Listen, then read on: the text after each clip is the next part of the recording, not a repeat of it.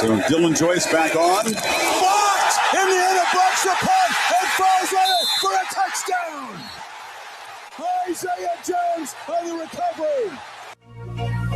This is 365 Sports. Essentially come away with points in this drive. Tony in the backfield there. He's got it on the pitch. Tony breaks free. Malachi Tony spinning, scoring! 365 Sports is presented by IdealMRI.com. High-quality MRIs for $497 or less. IdealMRI.com. Your health is important, so is your budget. Got to get to the 8. He's going to take off and run. Mendoza weaves his way first and go diving toward the end zone. Touchdown! 365 Sports is also brought to you by Texas Farm Bureau Insurance, protecting Texans since 1952. Beck steps up, delivers downfield, intercepted! Jamari Sharp makes the pick that will clinch Indiana's first national championship. Remember when you had a guy, someone who could fix anything? They're still out there at Batteries Plus. With their quick solutions and expert advice on batteries, key fobs, and phone repair, Batteries Plus will have you in and out and on your way in no time. Batteries Plus, the experts in charge. Finally, how are you going to celebrate, Coach? I'm going to have beer. Now, here's David Smoak, Paul Catalina, and Craig Smoak. Bundle up. Bundle up, here we go. 365 Sports on this Friday afternoon with news on the college football playoff for next year or later this year and much more. Zach Barnett, footballscoop.com, and also Sam Kahn, who was not available yesterday, will join us on the show today. Good afternoon. We hope you have had a great day. Paul Catalina and Craig Smoak. I'm David Smoak, and, well, the college football playoff. They had until today to decide whether or not they were going to change up the 12-team format. The number of teams who get invited. All sorts of national reporters, Brandon Marcello. It will remain at 12 teams for at least one more year, as the Big Ten and the SEC couldn't agree on a format before today's deadline. The executives want to expand, but we've heard that now for quite some time, and yet they could not make the decision. A decision will now need for 27 to be made by December 1st. Yeah, I bet you maybe it doesn't. I mean, it probably doesn't. They might stay at 12 for another year, which is actually the best thing. It's really good at 12. I mean, there are things, yes, for the Big 12 and ACC to only get one team in, and the SEC and Big 10 kind of still dominate this. And, there are tweaks that need to be made, but the more you expand it right now before you've even gotten too deep into the 12, to me just seems crazy. So just let it play out. Let it go for a couple years. Let it get to the point where you have to add 4 more teams if you're going to expand, where it makes sense. Smokey, I'll give you the example. I was alive for this, but I don't remember. I know you do. It's not an old thing, but the NCAA tournament used to just be 32 teams. And then it got to the point where they realized we could put 64 teams in here. 48. Or 48 and then 60 and then 64. They expanded because the sport was growing and it had grown out and there was more, parity and there was more an opportunity. And again, the NC State thing happened and that made it okay, well, this is a real thing where a Cinderella can really happen. Well, that hasn't necessarily happened in college football in the way that would in basketball. But Indiana, as far as coming from nowhere 2 years ago to a perfect season, national championship, and 16-0, is about the football equivalent right now. And I think that that's evidence that we need to let this thing play out and grow a little bit before we just start shoving more teams into it, which I think most of the reasons for that are not totally valid. Yeah, I mean, it's not Kennesaw State running and winning a title over Duke and North Carolina, but Indiana winning a football title is pretty damn close to that. I mean, this was a team that was a punchline up until a couple of years ago. Never in a million years would anyone have thought that they would win a national title. So, yeah, the game is different than it was when the rules were first written. I'm just glad that now we can all sleep and we can eat again, and we're able to move on with our lives now that the playoff committee has spoken. But in all seriousness, I'm okay with where they landed.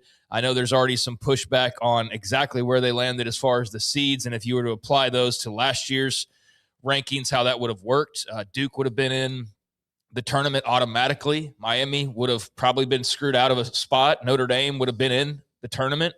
So I think JMU might have been the other casualty if that were the case. So that would have applied to last year in a way that I don't think everybody would have been on board with. So there's still going to be some discontent, although with the ACC fixing their tiebreaker, Duke still gets in no matter what. Like, that's the thing, is like that wouldn't have fixed that issue, and Miami still could have been on the outside looking in. So it's not perfect as far as cleaning up every little mess on every single aisle of college football when it comes to the playoff. But in terms of just the 12 team and not, oh my God, we've done this for 2 years, let's go to the next one, and just constantly adding, like I feel like some people have wanted to do this entire time, I'm okay with letting it breathe a little bit. And especially when one side's talking about, let's go from 12 after 2 years to 24. I don't like that idea. I absolutely hate that idea, actually. The other side's saying, let's go from 12 to 16.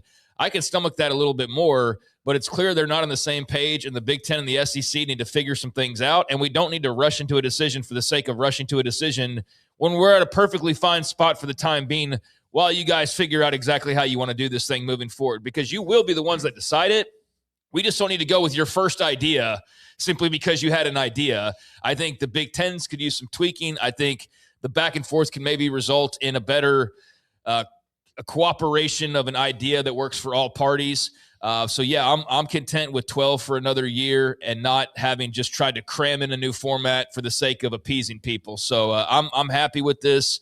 I think letting it breathe is a good idea, and we'll see how other complaints arise, because there will be next year, I'm sure, some controversy where we point out like, well, this is why the 12 team doesn't work all that well, but it was really entertaining this year, and I'm excited to see it in action again next season. Incredible numbers, which we showed you yesterday. Watching that game between Miami and Indiana, only 2005 Texas USC, which may be the greatest game ever, has ever topped the numbers of Indiana and also that game and win against Miami. Yeah, I mean, it was a really exciting game, and I think you had a combination of one team being very unique and suddenly this fan base that you, in my case at least, didn't quite know was as massive as it was, and this Cinderella type of a story. And then Miami has numbers of their own that they bring to the table. So it was a perfect storm of having a great matchup that a lot of people clearly wanted to see, and a couple of really big fan bases and popular teams. So, yeah, I think this year was an example of why the 12 team works really well, and we'll see moving forward. But it's like the Mississippi State athletic director, or the president, said, who is the CFP chair. He said, we're in year 2 of 12 teams. We had to remind, or I had to remind my colleagues that we were in the 4 team for like 5 years. So I don't see any reason why you can't have the 12 team for a third or maybe even a 4th year. And in the meantime, you figure out what you're going to do beyond that. And I think it's inevitable that there will be expansion. It's just not going to happen in 2026, and that's okay. Yeah, there's no finish line. The men's basketball tournament, which is now at 68, playing games early in the week, it actually began as 8. Then it went to 16. Then 32 after 25 years later in 1975, went to 64 in 1985, and it just was incremental. It wasn't like rushed, like let's go 48 to 68. It took its time. It took its time. The 1979 tournament had 40 teams, then to 48 the next year, and then eventually, again, they went for in the 50. So it just let it breathe, and we'll see what happens. I think it's funny, though, these 2 big monstrous conferences who like to, hey, we got a bigger one than you do. They're the ones creating a lot of this. That's fine, but they can't even get along, and they want to be the ones that want to run and hide off by themselves. I don't know that I totally agree with that. I mean, everybody's on board with the SEC's 16-team playoff. It's the Big Ten that wants 24. So it's not like the SEC's out there on their own branch just going, listen to us. And the SEC and Big Ten can't make up their mind. Well, yeah, they have different ideas, and they need to resolve that, and they'll be the ones to resolve that. But it's not as though they're like sitting there just doing stuff without listening to anybody. I think in some cases, I've seen this argument now for the last couple of days. It's come from kind of the same spot. I think it's Heartland that's put out the title of "This is why the Big 12 needs a 2014 playoff, and the Big 12 wants a 16-team playoff." Now, I know you may disagree on their reasons for that, but they themselves are saying, along with the ACC, the SEC, and everyone else, that they want a 16-team playoff. So, yeah, I mean, you can look at it and say, well, this would be better for them or what have you. And there's always going to be debates on what's great for the individual. But the majority are saying they all want the 16 team. And there's the one league that's saying he wants the 24. And so that's a pretty big disagreement.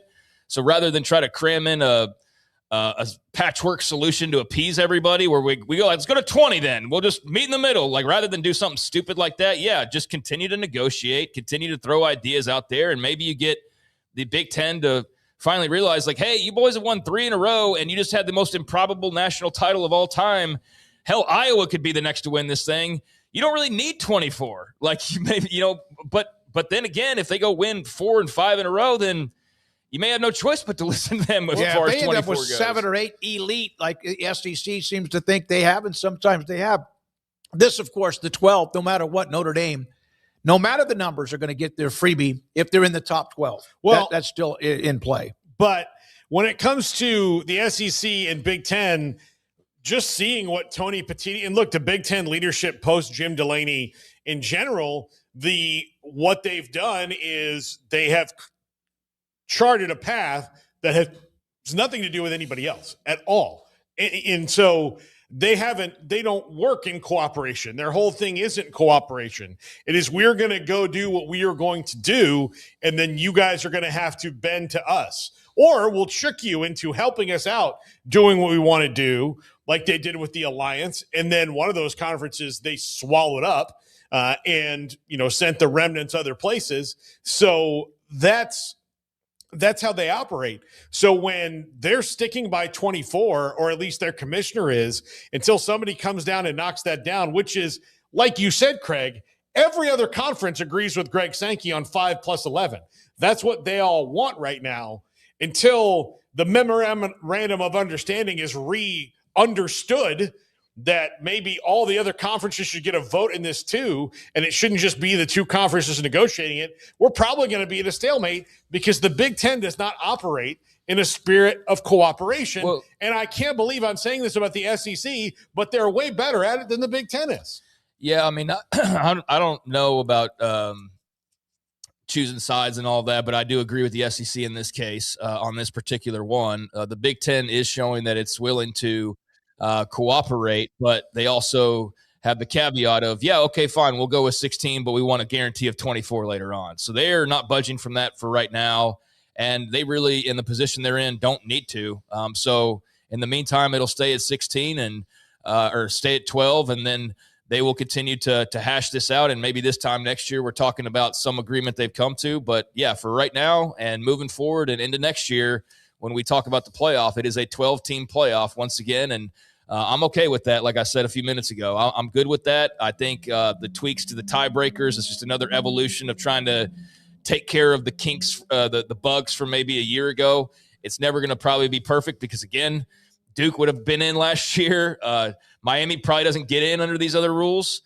So we'll see what the big fuss is over next season. But I'm excited that this is at least cleared up and we're not having to read yet another article about their trip to the Gaylord and how nothing was accomplished for the umpteenth time. Rich Clark, let's skip that, Brandon, because we really basically have said exactly what he was talking about as far as the back and forth and a decision to continue with the current structure of 12.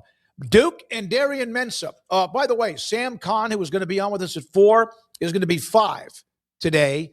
And the reason is he's writing a story about Dabo Swinney, the press conference, and more, which we'll get to in just a moment. But Duke's Darian Mensah, he is the one now that filed a request to reconsider the temporary restraining order, asking for expedited preliminary injunction and asking the courts to reconsider the earlier TRO ruling that prevents him from enrolling in another institution in light of new evidence and to prevent manifest injustice.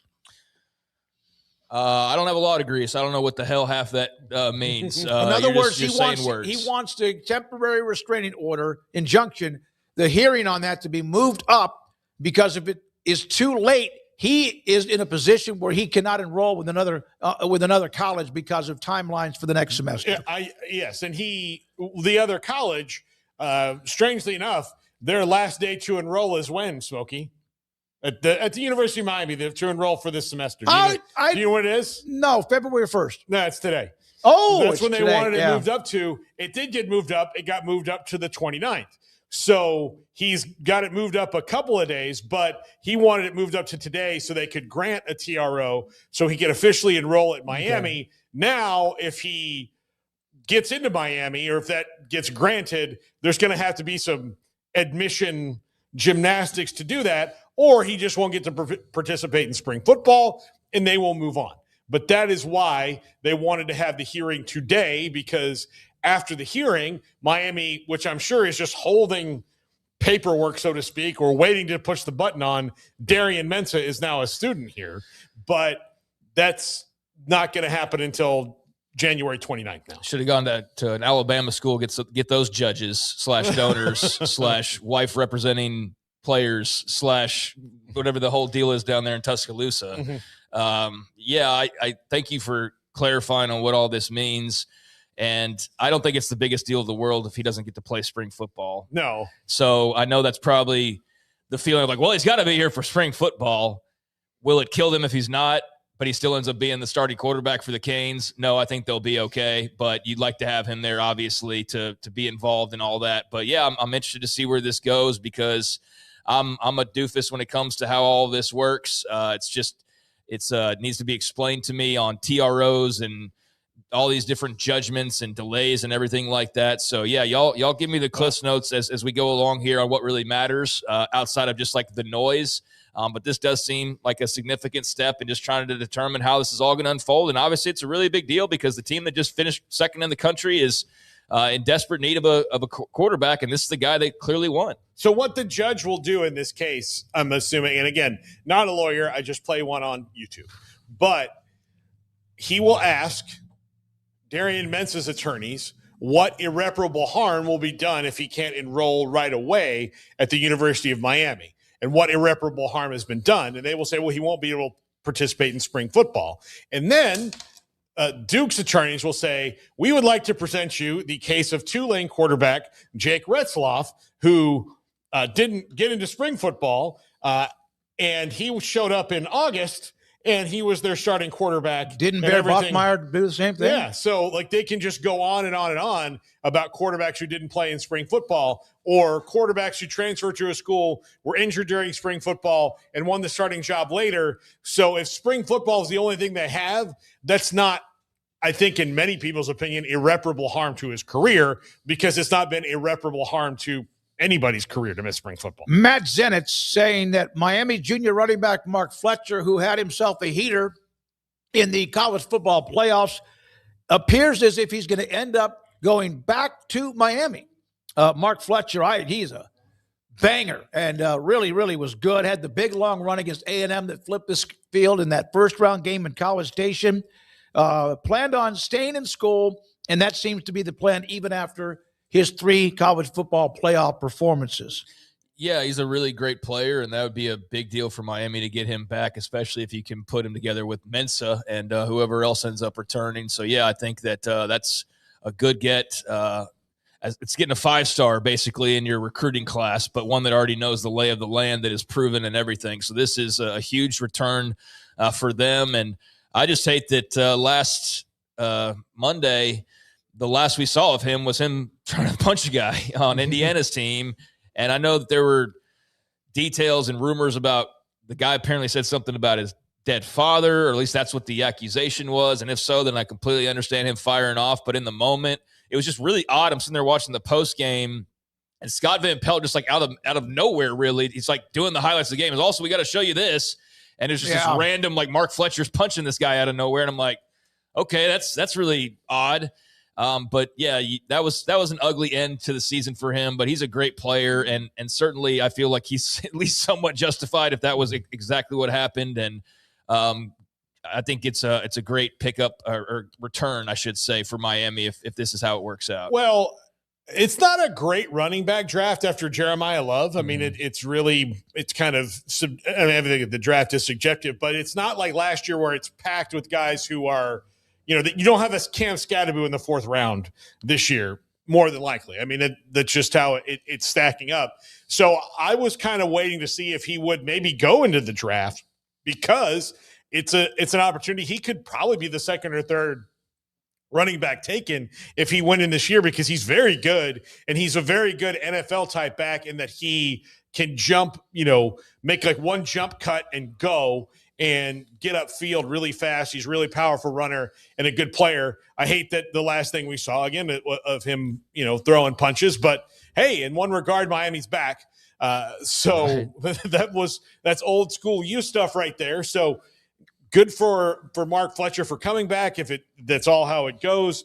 And that guy, we had Kelvin Harris on the show the other day. I have a good friend named Kyle Lance, who's a huge Miami Hurricane fan. We've known each other since we were 11 years old. I sent him the interview, and he's like, yeah, he's the biggest homer ever, but Miami needs more like him. Well, that's what Mark Fletcher is going to be in 30 years too. Yeah. He's that kind of Miami guy through and through, and you need those players. He believes in the program. He believes in the coaching staff. He's right there on the cusp of winning it, and to come back, his drive should really help them this year, I would think. Later on after the incident in the postgame, he did search out and find Fernando Mendoza and hugged him in the postgame. Now, again, that doesn't take away from what he did. Unlike that bastard Carson Beck.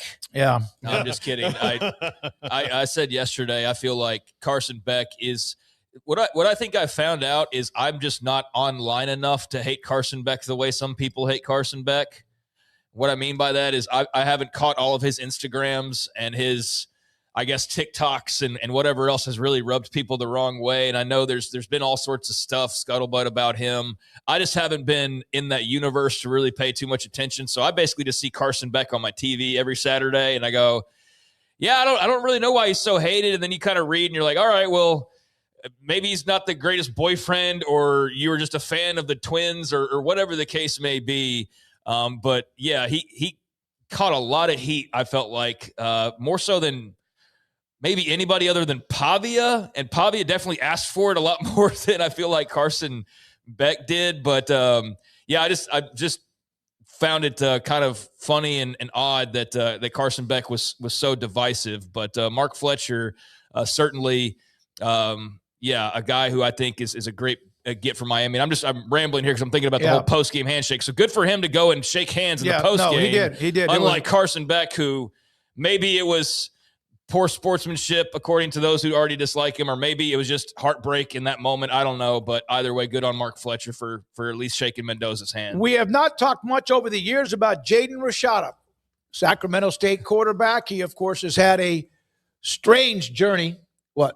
Oh, sorry. We're dealing with a minor issue behind the scenes here. Just go. No, I heard. I saw it. Okay. I saw it. Okay. Jaden Rashada is going to Mississippi State to be a quarterback with Jeff Lebby in that offense.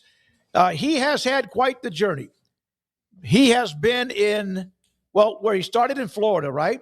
Yeah, he was committed to Florida. I'm not sure. Or is it Miami? No, he was committed to Miami. Yes. Then flipped to Florida, signed his national letter of intent with Florida, was, I believe, in Gainesville, but right before classes really got in there. He was there for the start of the spring semester. Florida did not have all the money that they told him they would pay him by a certain date for his contract that he had signed. And so then he went in the portal, and then he went to Arizona State, where he started a couple games as a true freshman but was injured, then jumped in the portal, went to Georgia, where I'm not sure if he played at all, really. Then he went to Sac State last year, and now he is going to Starkville, as people's journeys often take them. So basically every year there's been a change in where he was going, committed, signed, and or played. And now he'll get a chance to help Mississippi State with their offense with Jeff Lebby. Yeah, I think this is you said we haven't talked about him much. Why would we? The only thing we've talked about is entire. I was tongue-in-cheek is because he used to be that front and center. Well, yeah, like why would we? I mean, the only thing we've talked about for the last several years with him is where he's going again. And, boy, so much for that Sacramento State PR. that lasted there for a few. Y'all remember like a year ago when we got Mike Bibby and we got Shaq and we got Brendan Marion and we need to be put in the Pac-12, and the Pac-12's like, no, we don't think so. And they're like, oh, you're scared of us. And now it's like, you see it's kind of starting to fall apart a little bit, the whole Sac State dream, as nice as it seemed there for a few weeks stretch when they just seemed to be in the news a lot because of all the splash hires that they were making. I guess that was a very brief little tenure there. And I don't know the status of where they kind of even are in things now that Marion's left to go be an OC at Colorado and Rashada's leaving and whatnot. But I'd forgotten about Rashada, to be honest with you guys. Completely forgot about him until you just mentioned him, or I saw the headline earlier today. I'm like, oh, yeah, that's right. And he's still got like 5 years of eligibility left, I think, because he's just kind of played a little here and there. Good. I mean, he's obviously very talented. You may not always agree with recruiting rankings, and I don't. But I'm also not an X's and O's scout, and I do think there are people that know what they're doing that see something in him that's substantial that clearly Mississippi State and various other big-time programs have also seen in him. So what's preventing that from being shown? Maybe Mississippi State and Jeff Lebby can unlock that. He knows quarterbacks, so I think that's a good spot to kind of rejuvenate your career, and we'll see what happens. But, yeah, we definitely don't need to allow any hype to start until he goes out there and proves something at this point. No, and I do think that he'd have been better. Again, and this is just the Kenny Dillingham fanboy in me, staying with Kenny Dillingham as long as he could, or staying with a quarterback developer. But he was never going to be the starter at Georgia. Gunnar Stockton is everything you want in a quarterback. And no offense to Jaden Rashada, he's clearly got some talent that people are willing to take chances on, but he's not going to get better unless he plays against other teams in games. And that may not happen at Mississippi State either. Is he everything, Gunnar Stockton, that you want in a quarterback? Everything? Oh, no, everything. But he's a winner. He's a tough kid. He can throw it well enough. But and is obviously pretty good. If I told you that he was the quarterback in Nebraska tomorrow, you'd have no complaints. I would take it only because his toughness. They need that. Maybe they're going to get that. We'll see. Now, we'll have Zach Barnett coming up next. Sam Kahn's going to be moved to 5. He's covering that story with Dabo Swinney accusing Ole Miss of tampering. Yep, Pete Golding. That and more. So he's writing on that and also following that. And he will join us and kind of give us a summary about that a little bit later on. And also, at the top of the 4 o'clock hour, Bill Connolly from ESPN SP Plus, his projections for 2026 that will get some of us and you and I and Craig and Paul talking. This is 365 Sports. PettyClinicLowT.com. Dr. Petty can help you become the high-performance man that you want to be, need to be, and used to be. It's all about your testosterone level. 1 out of every 3 to 4 men have symptomatic issues of low testosterone. How do you know that's it? Get your blood work. He will set you up. Contact him, PettyClinicLowT.com. He will set you up to get your blood work, get your results, see what your T level is, and if it's lower than it needs to be, then there's kind of this number. If it's too low, he will give you the option to be a part of a program to increase your testosterone level so you can become the high-performance man that you want to be, need to be, and used to be at PettyClinicLowT.com. My go-to guy. Can you fix my smartphone? Yes. Do you have car batteries? Yeah. What about golf cart batteries? Of course. Battery from a G-Fob? Absolutely. My boat? Huge variety. Toy boat? Sure. Motorcycles? You bet. My apartment building? Whole building. Do you have batteries for my party lights? Yeah. Batteries Plus, the experts in charge. Save big during the Start Something New sales event at Allen Samuels Dodge Chrysler Jeep Ram in Waco. Drive a new Ram 1500 Lone Star Crew Cab with $13,000 off, or choose 0% financing. Get a new Laramie Crew Cab 4-wheel drive with 3.9% financing for 72 months, plus $15,000 off MSRP. Explore in a new Jeep Grand Cherokee Laredo, starting at $31,990. Happening now at Allen Samuels. Come by. Let's be friends.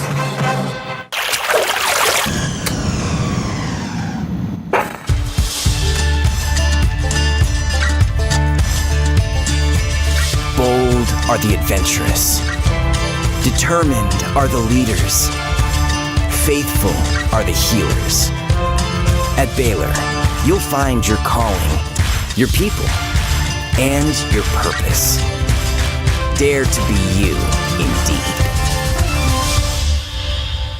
Marco's only uses premium toppings, which means your pizza isn't just flavorful, it's mushroom-full, or sausage-full, or pepperoni-full. And you can get unlimited medium one-topping pizzas from the place named America's favorite pizza chain starting at $8.99 every day, only at Marco's. I pitched in the major leagues for 24 years. And let me tell you, I can feel it in my joints. Shoulders, elbows, and knees. Trust me, pain doesn't retire when you do. I tried everything to get rid of the pain.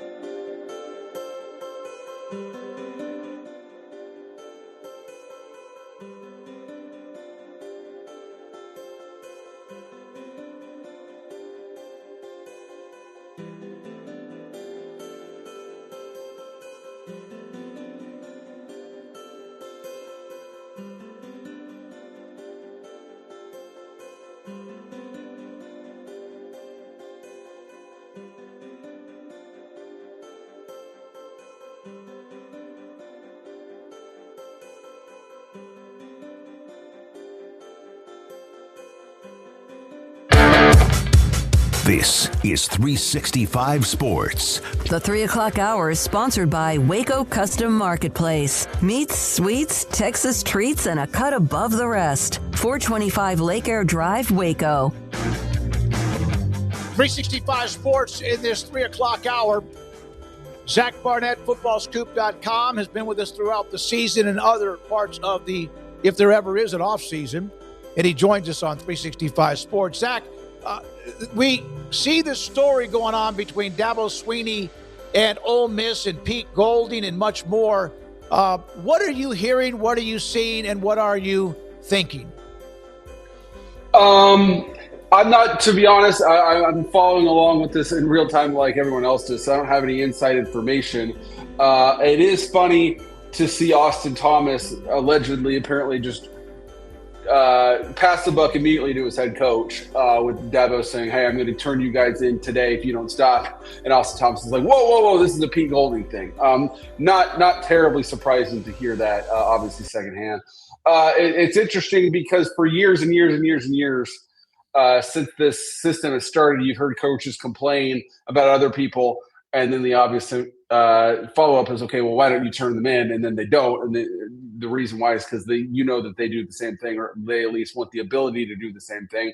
Hearing it from Dabo, it's a little bit easier to stomach his complaints because it's believable that Clemson probably doesn't do the same thing. If there's one major blue blood program that's not out there tampering, don't we all believe that it's probably Clemson? Well, since they haven't used the transfer portal until the last couple of years, and I'm sure for Dabo, in a lot of regards, it's like going to the dentist to even use it at all because he hates it so much. Yeah, he was probably the guy who was going to be the canary in the coal mine for talking about another coach, and he's gone into great detail about it, Zach, about how much money, when they called Luke Ferrelli, like all of these different things.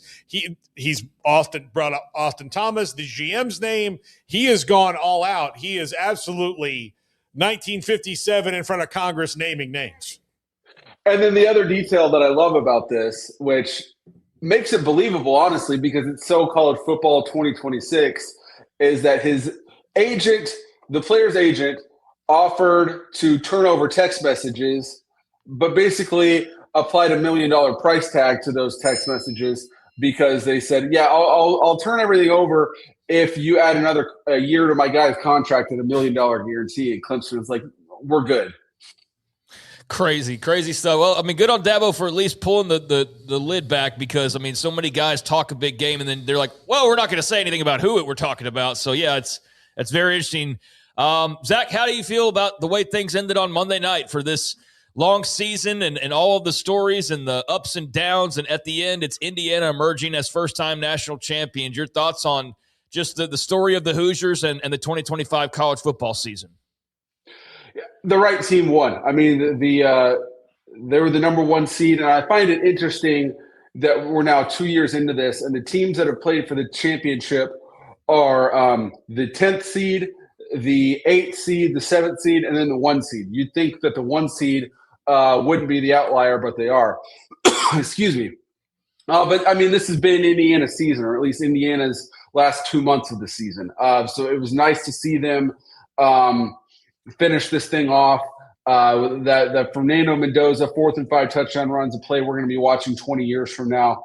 And then the thing that was striking to me in watching them go on this run was how natural it all looked in a way. I think I spent a long time thinking about this as they're pummeling Oregon and they're pummeling Alabama. And it's like, why does this not seem as weird as it does? And I think maybe I'm more aesthetically inclined than others. I don't know. But they have the same uniform, same color schemes as Oklahoma and Alabama.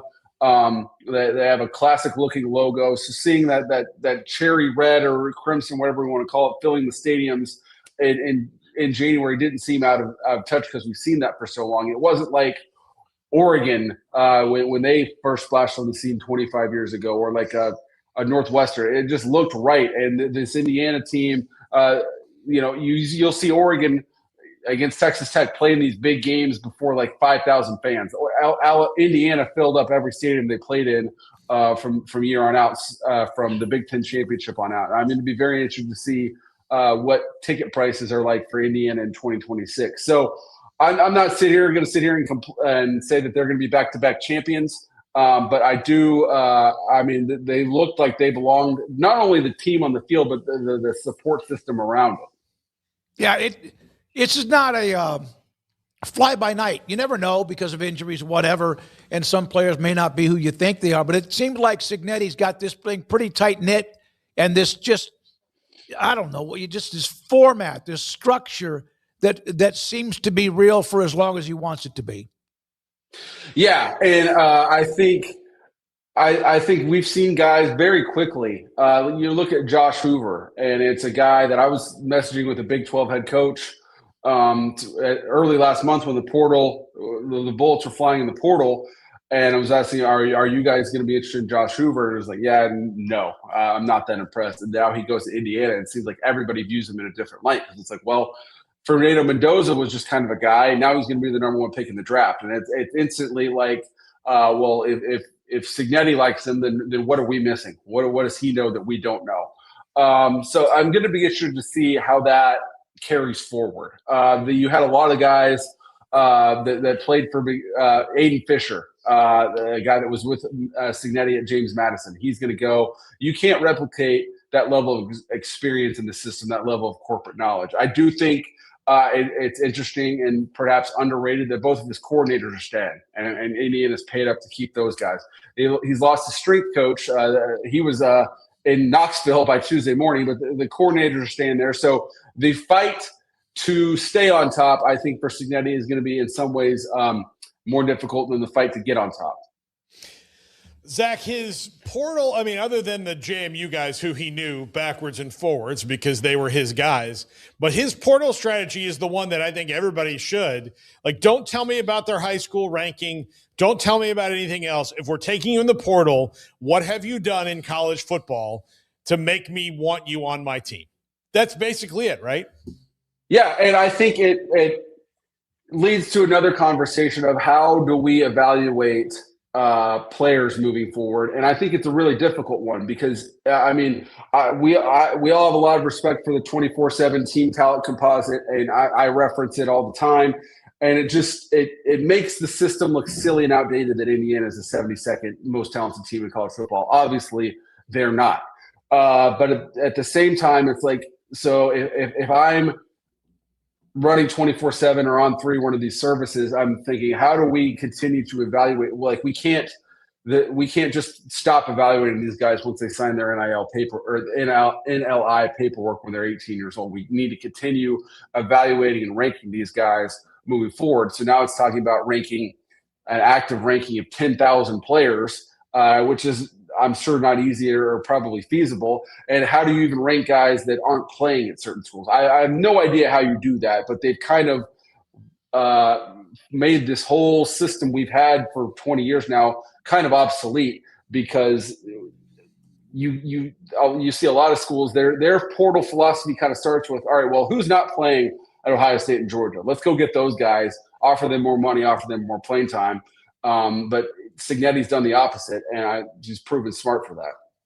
How much does he raise the pressure on coaches now? Because the whole thing is, well, we got to do it the Cignetti way. It's like, but what if Cignetti's just that good of a damn coach, right? And like, there's no getting a Cignetti. You can go get all the Indiana fans and the money, but you don't have that guy, Zach. So how much does this like raise the expectations for schools, and also just further increase the pressure on coaches to get it done and get it done quickly?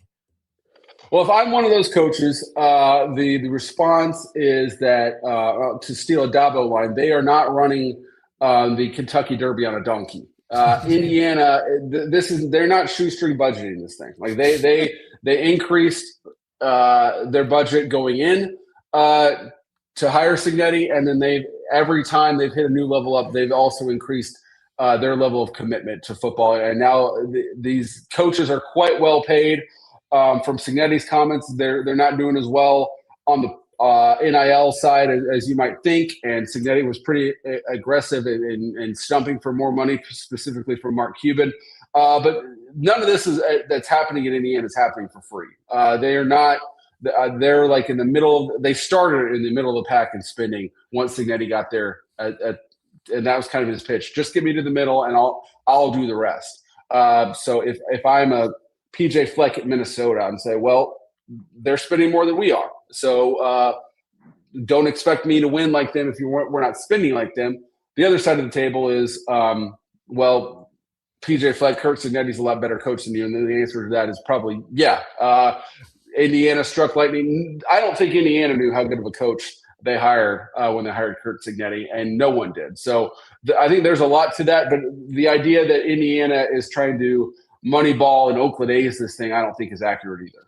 You know, I've now heard multiple coaches who have said since the season ended and during Indiana's run, yeah, we didn't do it as quickly as Indiana. We know that. And no one could have, even the most perfect scenario, thought about that. But boy, the pressure is on, not to maybe match it, but you better not linger for too long.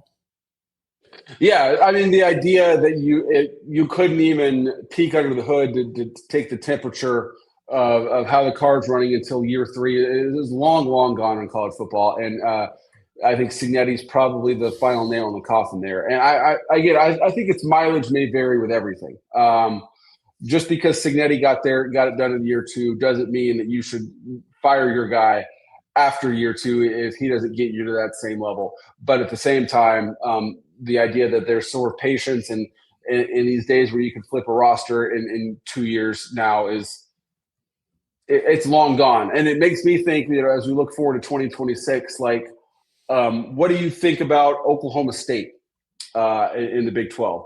I'm not going to sit here and say I think it's insane to sit here and predict Oklahoma State to win the Big 12 or compete for the Big 12 championship. They were one of the worst Big 12 teams, and you'd have to go back to the bottom of the barrel Kansas days to find a team as bad as Oklahoma State was this season.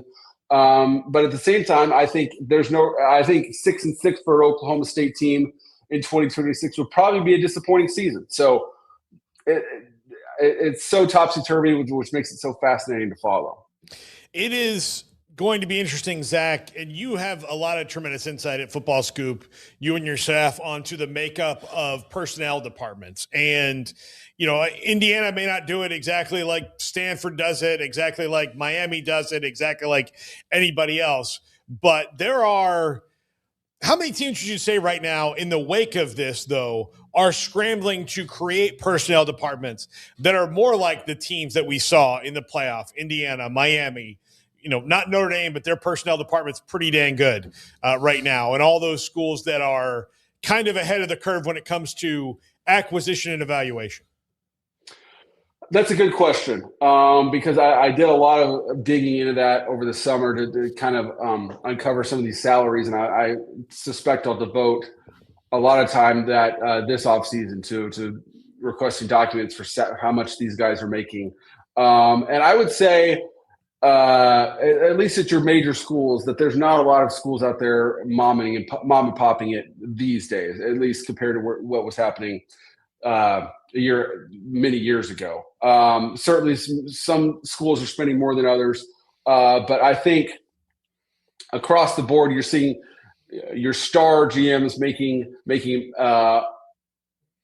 close to $1 million or something like that. But generally your second level people, most schools have 2 or 3 of those that are making $200,000, and then you got your lower level people making down to 50. That's I think you've seen generally that structure repeat from school to school across college football.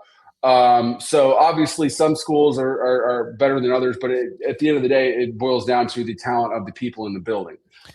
You're better off with the right 5 people than the wrong 12 people.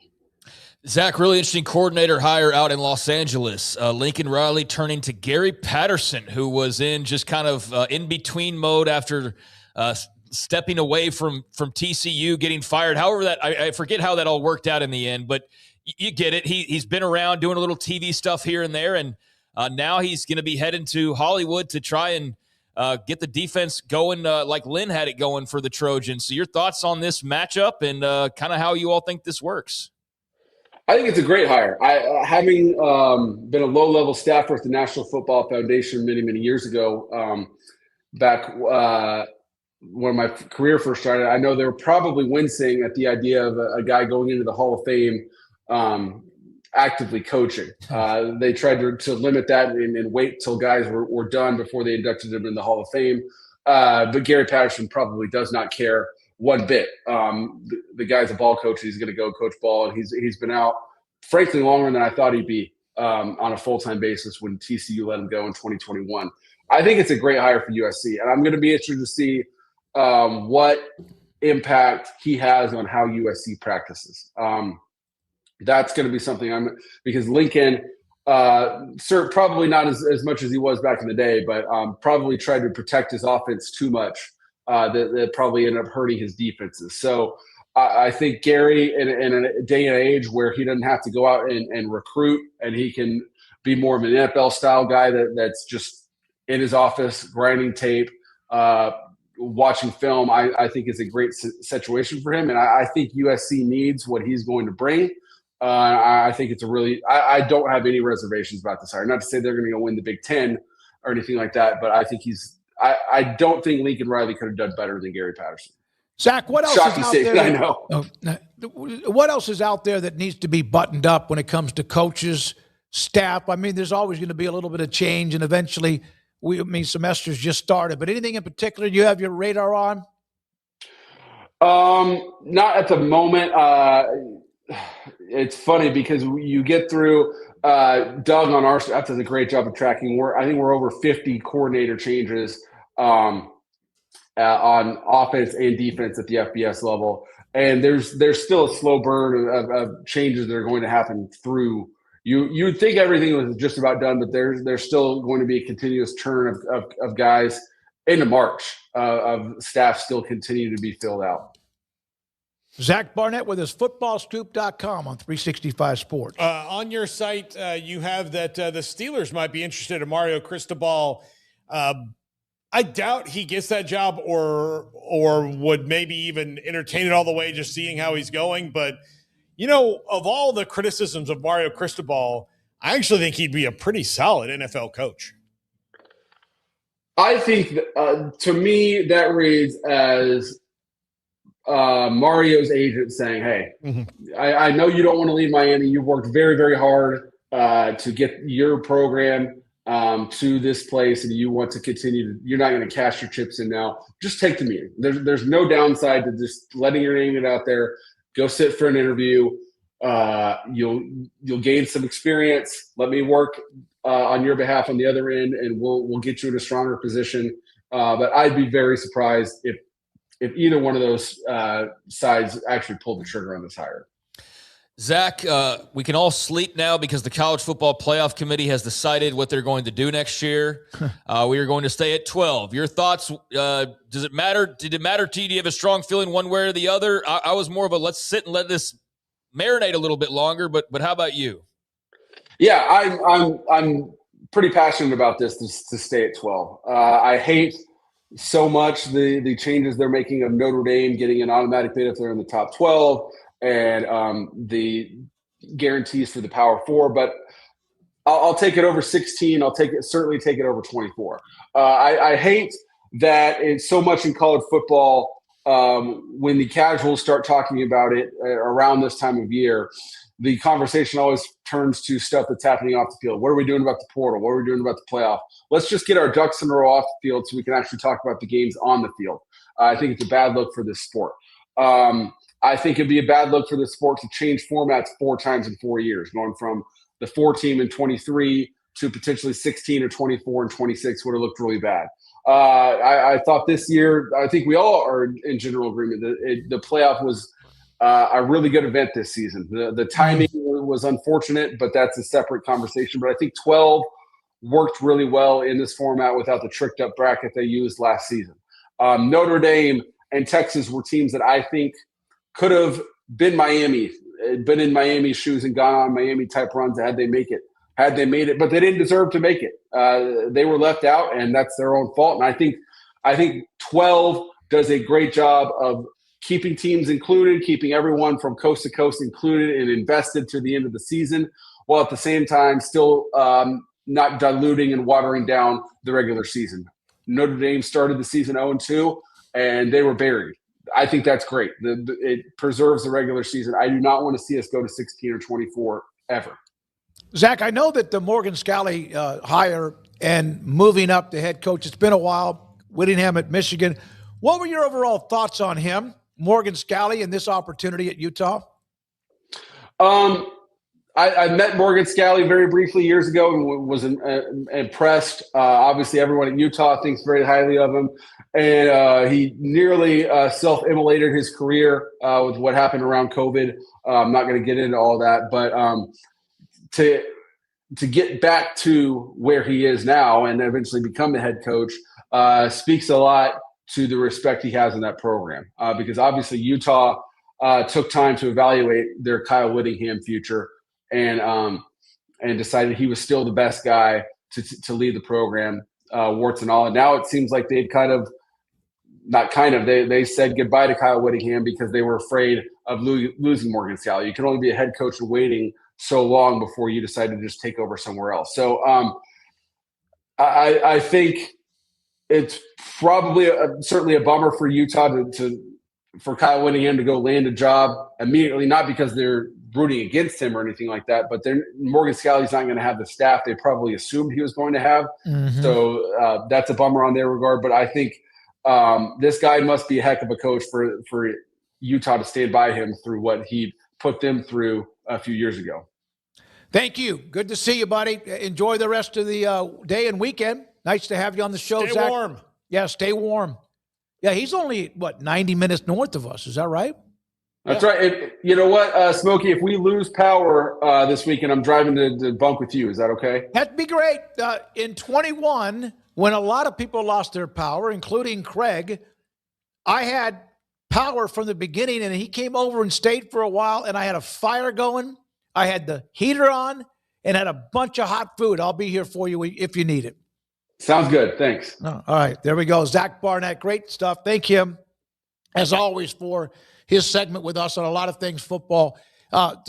We got some stories. We'll get to more stories. Also, a couple of notes in college basketball and still a couple more football notes, too.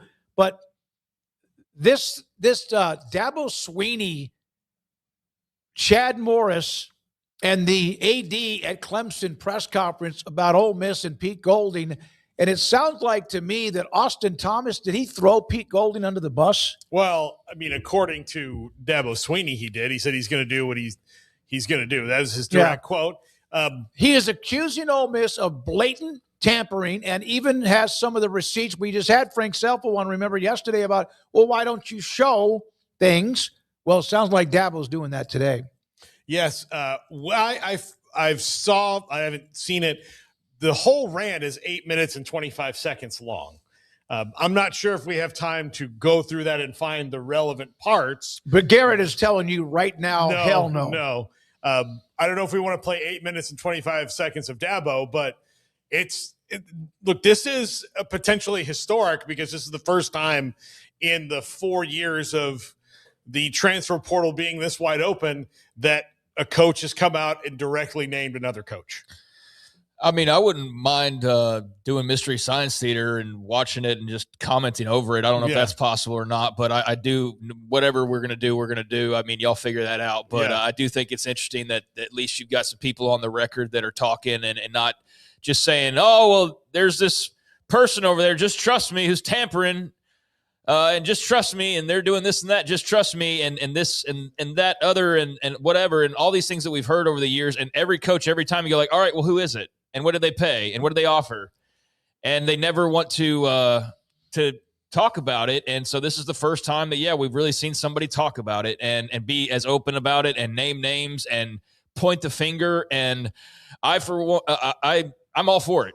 I'm all for it. And I'm all for putting some sunlight on things and letting it do its job disinfecting the dirty side of the sport. Now, we know that's never going to go away. We know that's always been baked into the equation when it comes to college football. But it is just very unique and interesting to see somebody go hard at somebody else and be so direct in the manner that Dabo was. So, I found it very interesting, and I wonder if it's going to lead to more guys doing the same. And I mostly wonder less about that and if it's even going to matter. Mm-hmm. Like, that's the thing is, he's got receipts. He's got whatever he's got as proof. Is the NCAA capable of doing any damn thing about it?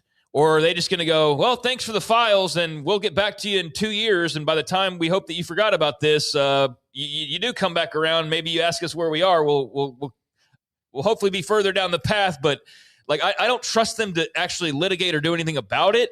So we'll see if there is actually any enforcement, especially if there is proof, which it sounds like there is, and people who are on record saying, yeah, this is what it is. That would be far more interesting than this being some just fart in the wind of, oh, they're pointed Ole Miss, and then 2 weeks from now we've moved on and nothing's going to happen to them. Because if nothing happens to them, then who cares? What's the point? Yeah, no, we've asked for this, right? We've wanted this, and if they have the receipts, he sent it to both the commissioner, Phillips, and also sent it to Clemson, sent it to Ole Miss as well. This is going to be fun. Sam, again, is following. He's going to join us 5 to kind of give us his thoughts about it, too. I like that Dabo Swinney did this. And 2, I also like that, he did not pull Luke Farrelly into this and keep him from playing at Ole Miss. They just let him go. And he has decided the battle isn't with Luke Farrelly. It's with Pete Golding and Ole Miss. Luke Farrelly's the one that Luke Farrelly is transferred the to Ole Miss. He transferred from Cal 2 weeks ago, and then he was in class and got a text and went on. So all right, yeah. So we'll get Sam's. He's writing a big article on it, and we'll kind of keep. Was that? All right, here. Oh, Garrett Ross. Let's take a break. Mm-hmm. Take a break. Okay, run it right now. All right, go ahead. Agent Ryan Williams calls Jordan Sorrells. And during that conversation, Ryan conveys that Ole Miss has been coming hard after Luke. Sorrells confirmed. Let's take a break. Let's take a commercial break. We'll come back with some of the Dabo Swinney press conference from earlier. We have some other college football with Bill Connelly, Bill Connelly, from ESPN SP on projections for 2026 in the playoff, and a couple of wow, really? If you're a Big 12 fan and it's not Tech, teasing that there's another team involved besides Tech or BYU or someone else, that and more, and this is 365 Sports. The Baylor Club inside McLean Stadium off I-35 in Waco, and a beautiful place with great amenities, incredible top chefs, great menu, fantastic atmosphere, and just around the corner, Valentine's Day. And they're going to put on a special event for you and your Valentine, whoever that might be. And you can get in touch with them at you got to do it quickly. They're going to have all the rose petals and the soft lights and so much more, and the music to try to have a special setting and dinner, food and atmosphere for you and Valentine's Day, which is coming up on February the 14th. Get in touch with the Baylor Club. They have memberships available. Tell them that 365 Sports sent you. It's the Baylor Club. New menus about to be unveiled at the end of this month, and the renovations are 99% complete inside McLean Stadium off I-35 in Waco. With over 25 years of excellence in IT, Carrion Solutions is your trusted technology partner. From managed IT services to cutting-edge cybersecurity, our expert team delivers tailored solutions that drive success. Our portfolio includes products such as Veeam, Bitdefender, Microsoft, Cisco, and Fortinet. Call David Carrion and his team of experts. Call 888-522-2221 or visit us at carrionsolutions.com.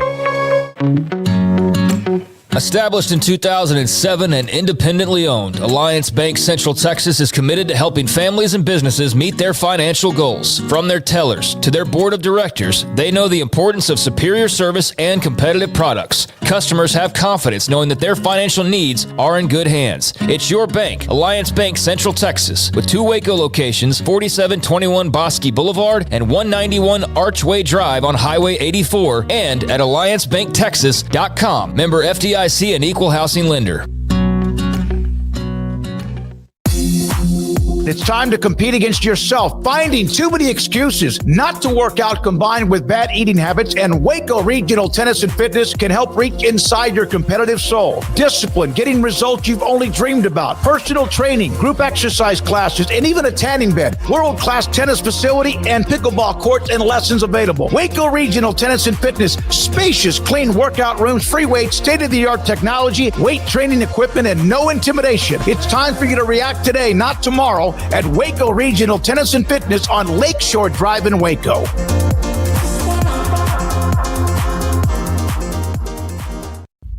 At BK4, we step onto the field every day for our customers. Here, legends are born and glory is earned. The spirit of competition unites us all as we stand as one. It's more than a truck, it's a passion. Get ready for the thrill, the triumphs, and the unforgettable moments that only BK Ford can deliver. Are you ready to experience better? BK Ford.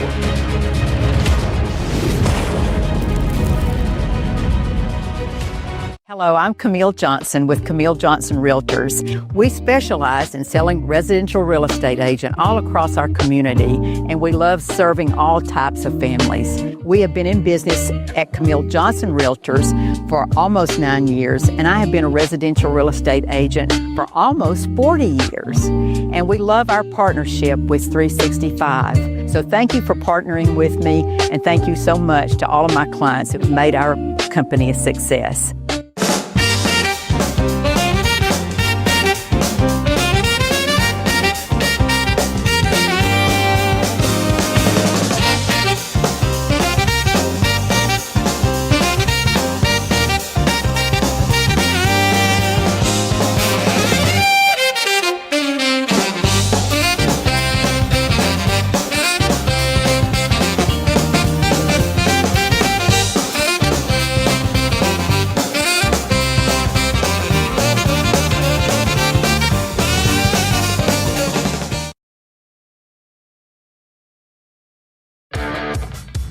This is 365 Sports. Hey, real quick note. For those of you watching us, and if you want to send us an audio file for our extended show, 365 Sports Overtime, we are working on a couple of kinks in that. We're going to set up a way where you could submit it in a different way. Andrew's doing that along with Logan. But you do have the opportunity to send it to us, but be careful with the length. Some have been 50 seconds, some have been 2.5 minutes. It needs to be short, sweet, a question from me or an opinion from you, and then we respond to it. All of us will. So at least I will, along with you, when we do that at around 5:30. Here is Dabo Swinney, Clemson football coach, who is upset, frustrated, and actually accusing Ole Miss of not tampering, but as he says, blatant tampering. Here's part of it. Agent Ryan Williams calls Jordan Sorrells. And during that conversation, Ryan conveys that Ole Miss has been coming hard after Luke. Sorrells confirmed, he went with the agent, he said, are you talking about the same Luke that's been enrolled at Clemson, that's been in class, that's moved here, that's signed with Clemson? And the agent assured him, yes, the same one. But he also assured Jordan Sorrells that Luke had no intention of leaving Clemson, but just thought y'all should be in the loop and check up on him tomorrow. So Thursday, January 15th at 11:45 a.m., just this past, Thursday, Jordan came to me, and he told me about the conversation that he had the night before with the agent at 9:49. And so I told Sorrells, I directed Sorrells, hey, you reach, I don't know, I said, who's their GM? He said his name is Austin Thomas. I said, will you reach out to their GM? He said he knows him. And I said, listen, this guy has been a head coach for 4 weeks. I said, you reach out to the GM. I'm going to give him some grace. And you let him know that we know what's going on, all right? And if he doesn't cease communication, I'm going to turn him in. And so I really thought that would be the end of it, but it wasn't. So after that was 11:45. At 12:10, Jordan communicated to Austin Thomas via text because he was unable to reach him on the phone. And just a few minutes later, at 12:14, they both connected on the phone. The Ole Miss GM, Austin Thomas, and Jordan reiterated our stance one more time. The GM assured Jordan that he had communicated to the agent that he wanted no part of this and that his relationship with Jordan was more important to him than Luke Farrelly. But that Pete Golding just does what he does, quote, unquote. So at 1:30, Sorrells met with Luke face-to-face in his office. And Luke communicated to Jordan and to Ben Boulware that Pete texted him on Wednesday morning, the head coach at Ole Miss, when he was in his 8 a.m. class. And he said, the text message said, I know you're signed. What's the buyout? And he also, Luke said that Coach Golding also texted him a picture of a $1 million contract.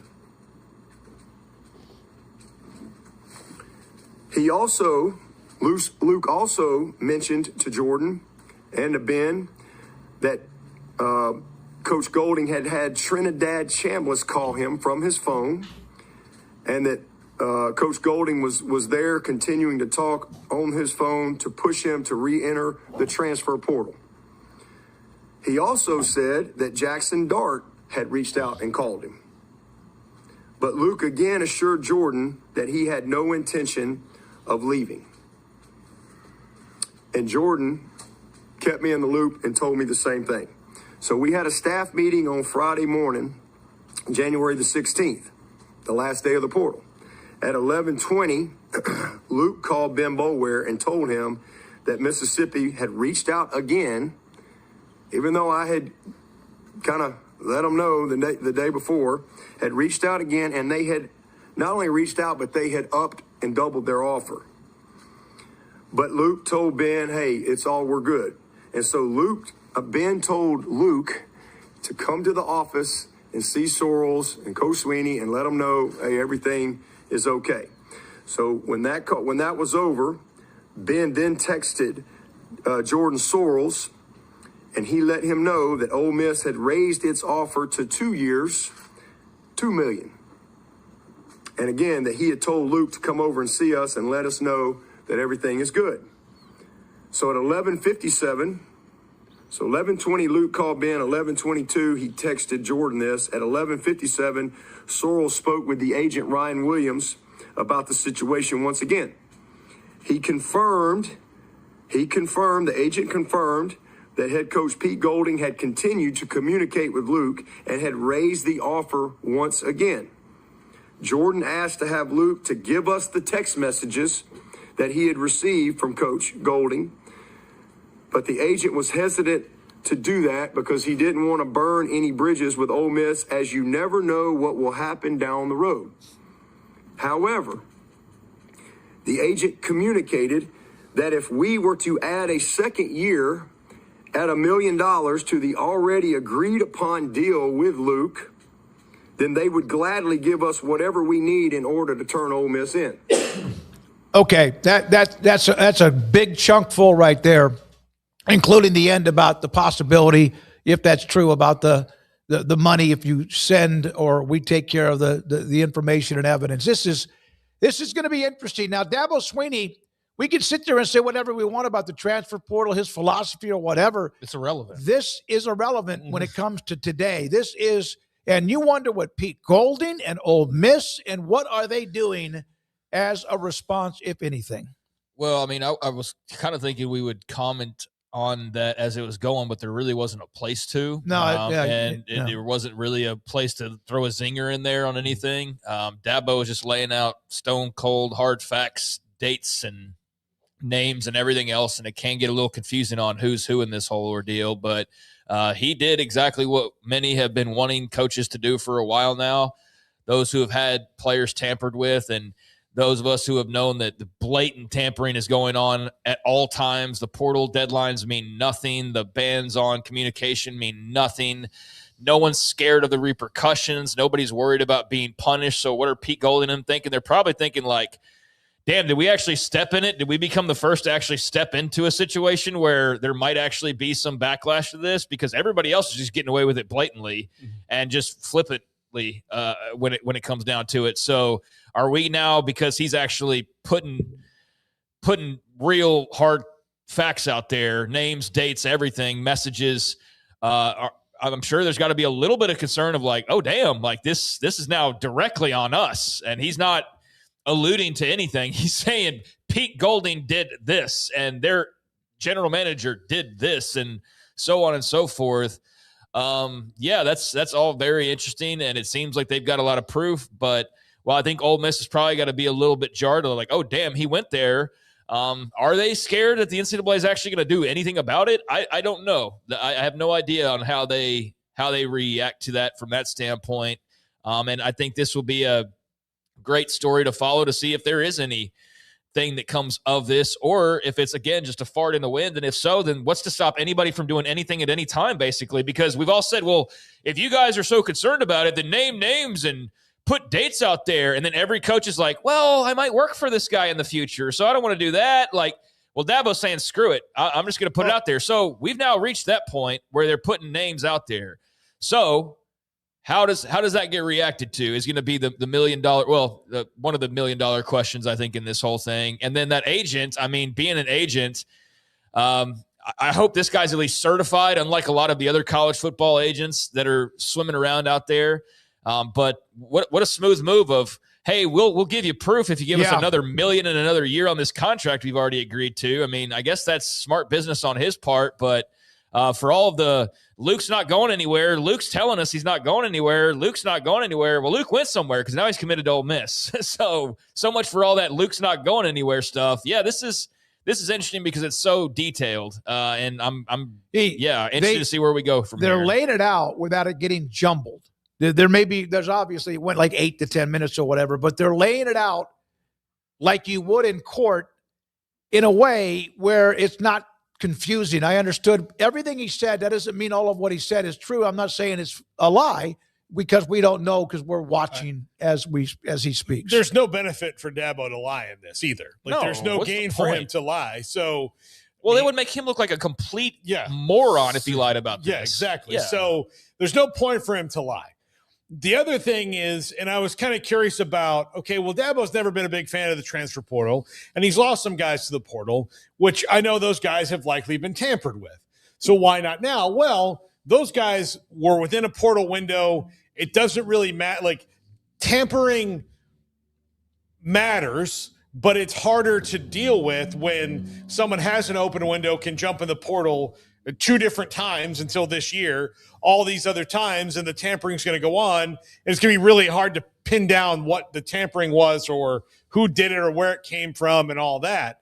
But this one, because Dabo is now utilizing the transfer portal and had a guy on campus in class physically getting tampered with, has given him the ammunition to really approach it, because this is a different thing. And he knew that he was talking with Pete Golding and Trinidad Chambliss and all these other people directly. Jackson Dart accordingly. Yeah, I mean, what the hell? Like, he's throwing out the all-star cast to try to lure this guy. Yeah, he's not even trying to pretend he's not doing anything. So he's got all these people directly talking to Ferrelli, who's the player that they want. And that gives them ammunition to do this.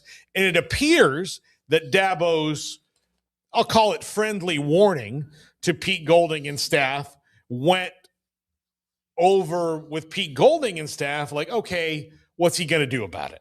What's he going to do about it? And then they kind of realized, Craig, you made a great point about, well, I might go work for this guy one day. I don't want to call him out. I might not do that. Dabo Swinney's not going to go work for anybody else. No, he's not. I mean, he maybe might go, ESPN. He might go and look, Clemson might fire him. He might go work at another school one day, but he'll be the head coach. Dabo Swinney's not going to go be Pete Golding's offensive coordinator one day or wide receivers coach. So whatever job he has next is ESPN or another school where he's the head coach, and he's not working for anybody but an athletic director and a president and a board. That's who he works for. So he doesn't have to worry about that. And that's why he's probably the perfect guy to do this out of all the coaches, because I think if you looked at almost every other head coach, they have some culpability when it comes to tampering that Dabo Swinney, because of his not using the transfer portal, likely does not have at all. Yeah, I mean, he's a guy who doesn't have to worry about the future career path and all of those things. So, yeah, I think he is maybe the perfect guy. And, it's inevitable. You see the Ole Miss fans and the responses are like quit crying. Like, I think quit crying is just like the lamest, most basic Neanderthal response that you see to like anything where somebody disagrees with something. Like quit crying. It's like, it's just called a disagreement or feeling differently about something. I think I've seen a lot of that today from Ole Miss fans, and I've seen that for other situations that are very similar to this. It's just it's a deal where when it happens to you, you hate it and you think the NCAA should change and you think that the whole sport is at disaster mode. And then the moment you stand to benefit from it, it's like, oh, well, quit crying about it. You guys need to give better offers or whatever. So, I think Ole Miss probably went from bitching about Bama to now doing the same thing themselves. And that's why I always come back to the same point about the wild, wild west and the lawlessness and all of that. The same people bitching about it are the ones that don't follow the rules. I guarantee you Pete Golding's complained somewhere in some interview about tampering or his guys. I mean, hell, LSU, like trying to get some of his guys, right? And here he is doing the exact same thing. So they're all culpable to some degree. Maybe Dabo's unique in that he's not. Maybe Clemson, I don't know. I can't really recall off the top of my head how much they maybe were accused of tampering, if ever. I mean, they really haven't gone after many guys in the portal, so I could see where they maybe are innocent in that regard.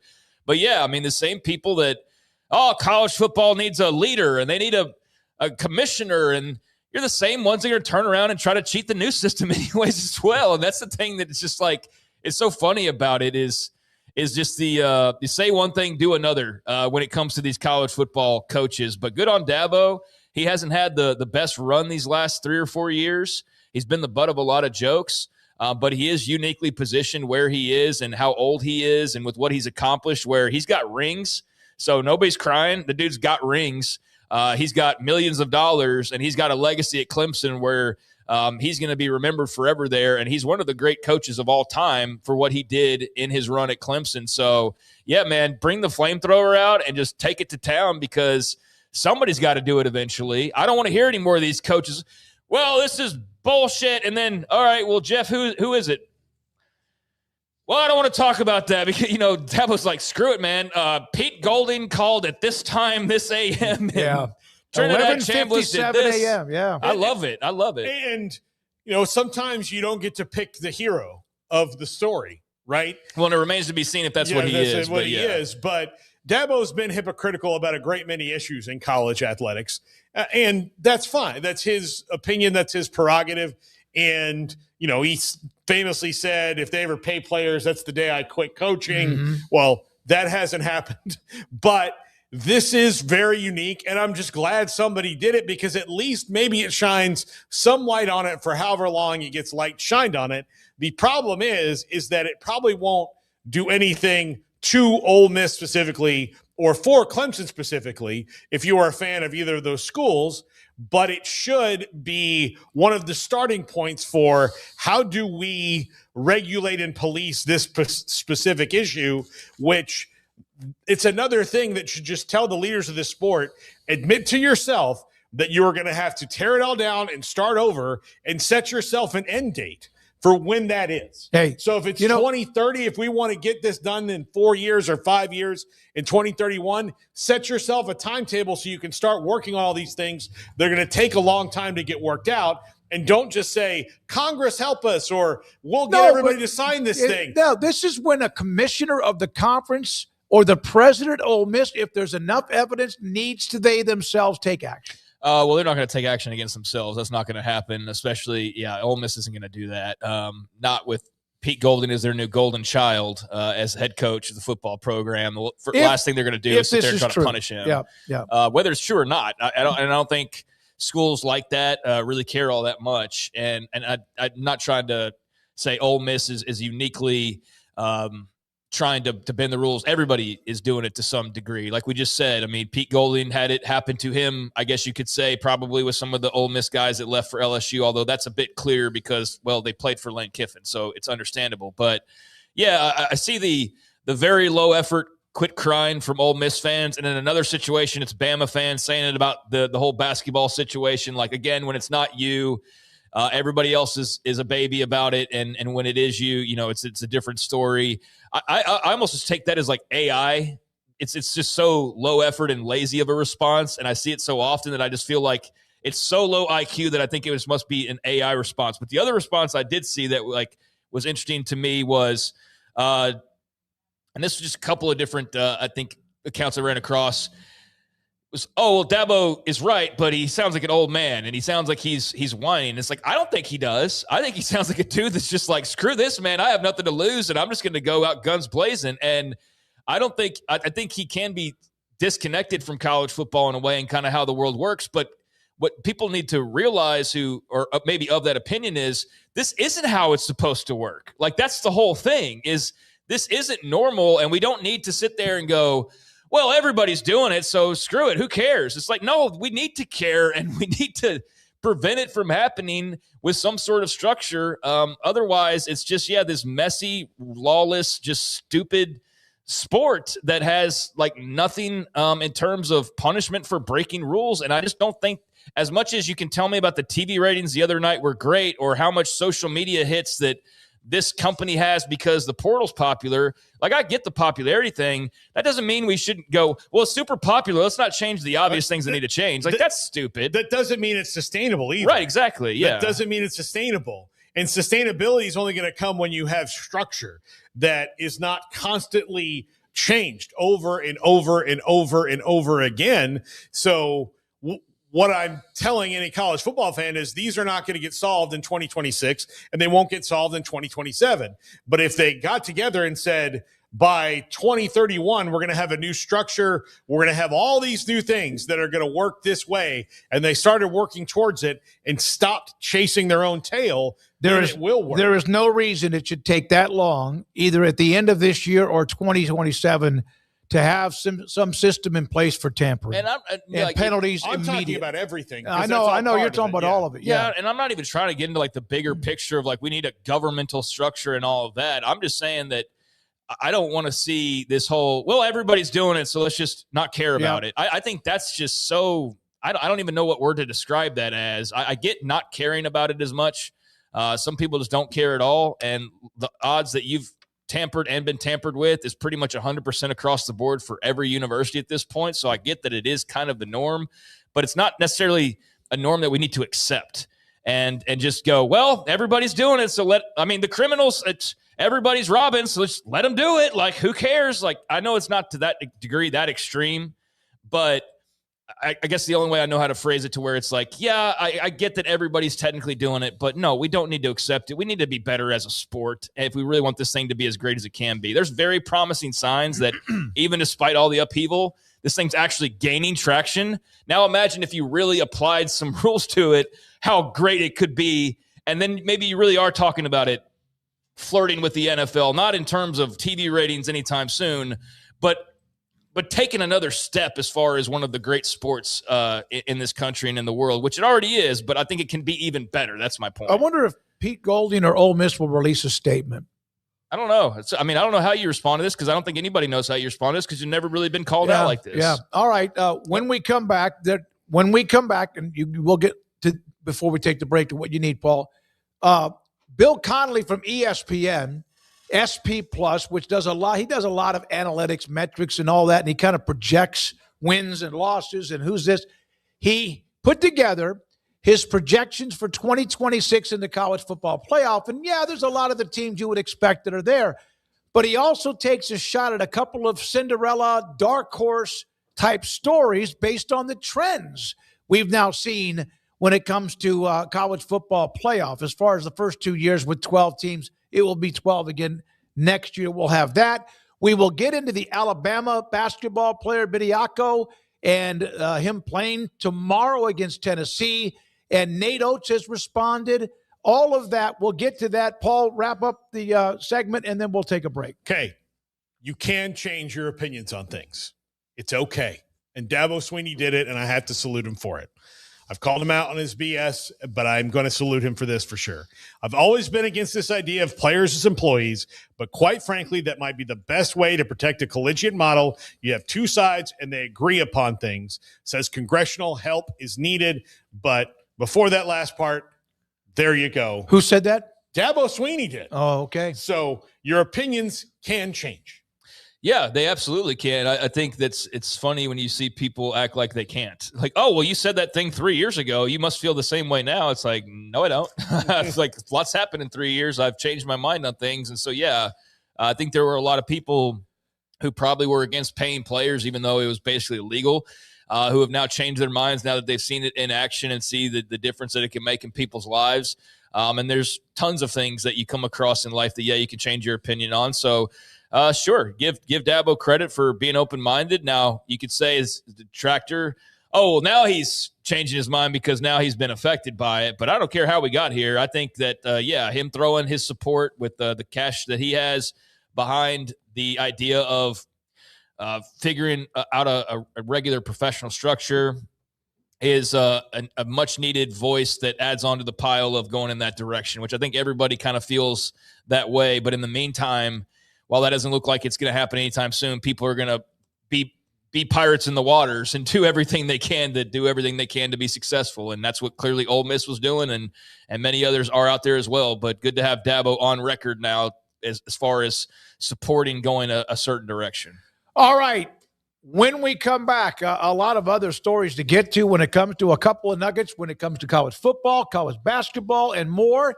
And this is, and we appreciate your time, hit the like button if you haven't, 365 Sports.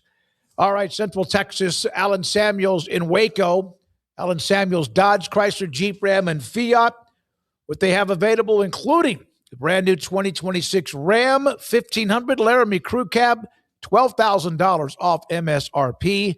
0% if you want to do the, not do that, but something else. They have 0% financing plus $7,500 off. Premium, comfort, commanding power, unbelievable value, and one hell of a truck. Also, 2025 Ram 1500, also available. Let's see here. 3.9% financing on these trucks plus 10% off MSRP, even dealer discounts available depending on what truck you choose. Brand new 2025 Jeep Wrangler Sahara, $9,000 off. 2025 Jeep Gladiator Rubicon, $12,000 off MSRP. If you want serious power and luxury, loaded 2025 Ram 3/4 ton limited And right now, $14,000 off, bold, aggressive, and really nice for you at Allen Samuels, Dodge, Chrysler, Jeep, Ram, Fiat in Waco, Loop 340 east of 84.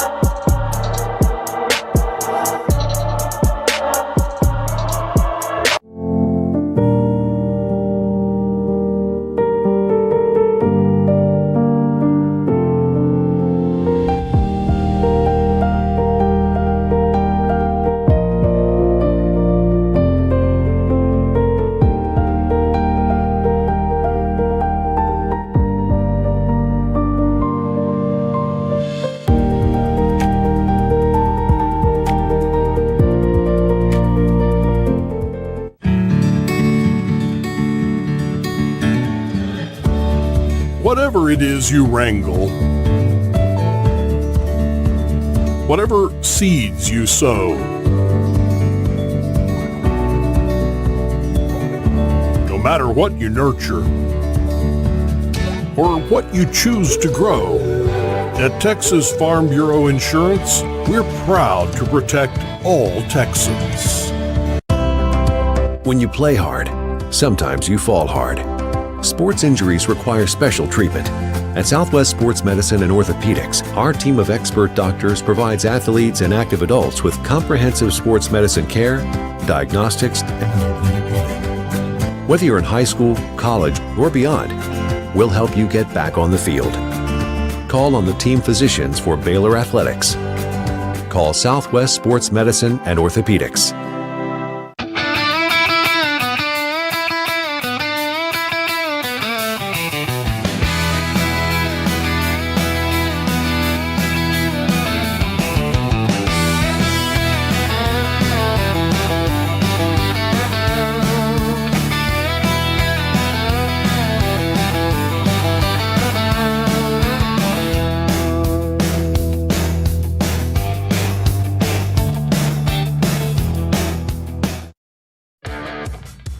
This is 365 Sports. 365 Sports with Paul Catalina, Craig Smoak, and I'm David Smoak. And thank you for being a part of the show. Brandon Rowe and Garrett Ross, Andrew Valade and Logan Bagessi also as a part of what is going on with a lot of things that they've had to kind of weave through a few things today with a couple of glitches along the way. Let's see here. And that Dabo Sweeney, Paxton just sent this to me. It's part of what you said, Paul. I've always been against that idea of players as employees, but quite frankly, that might be the best way to protect the collegiate model. That's what you mentioned right before the start of the commercial. Now, let's go to a couple other football notes. Craig, this is the last week of Kirk Cignetti and the Love Fest. No, it won't. There'll be other stories that come down, but this is one that's interesting. The myths about Indiana football. You started seeing, how they're older and all of that stuff. So let's clear some of this up. Around Indiana football, Indiana had 28 players in their last year of eligibility in 2025. It was sixth most at the FBS level. So, yes, they were one of the older teams. But of the 18 FBS teams with 24 players in last year of eligibility in 2025, only two, Indiana and Texas Tech, made the college football playoffs. So the age was not just the only reason. That was part of it. Also, Indiana did not rank top 10 nationally in NIL spending in 2025. Cignetti said something about that in the postgame. Also, only 5 of those teams made the college football playoff among the top 10 NIL.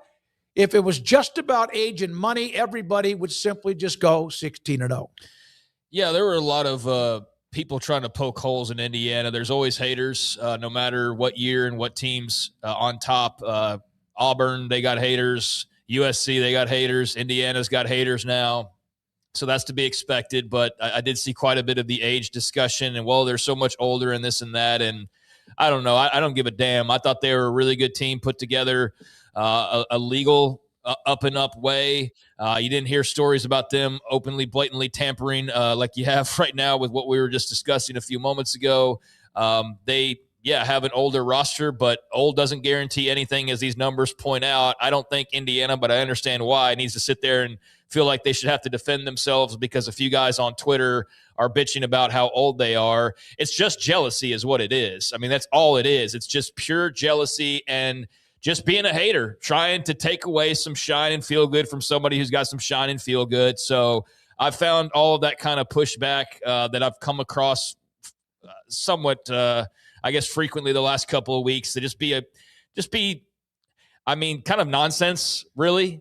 It'd be one thing if they had just some massive, massive advantage. But as this points out, I mean, only 2 of the teams of 18 made the playoff. So there's more to it. And the more to it is their head coach is just a better head coach than maybe every other head coach in college football right now. I mean, that's at least a conversation to be had. And I think there will be plenty of people who aren't even Indiana fans who would probably put him at number 1 after what he just did. So, I never gave much time and energy to the whole, how can we knock Indiana down a peg after this national title? Well, they're old and they didn't do anything illegal, but they're old.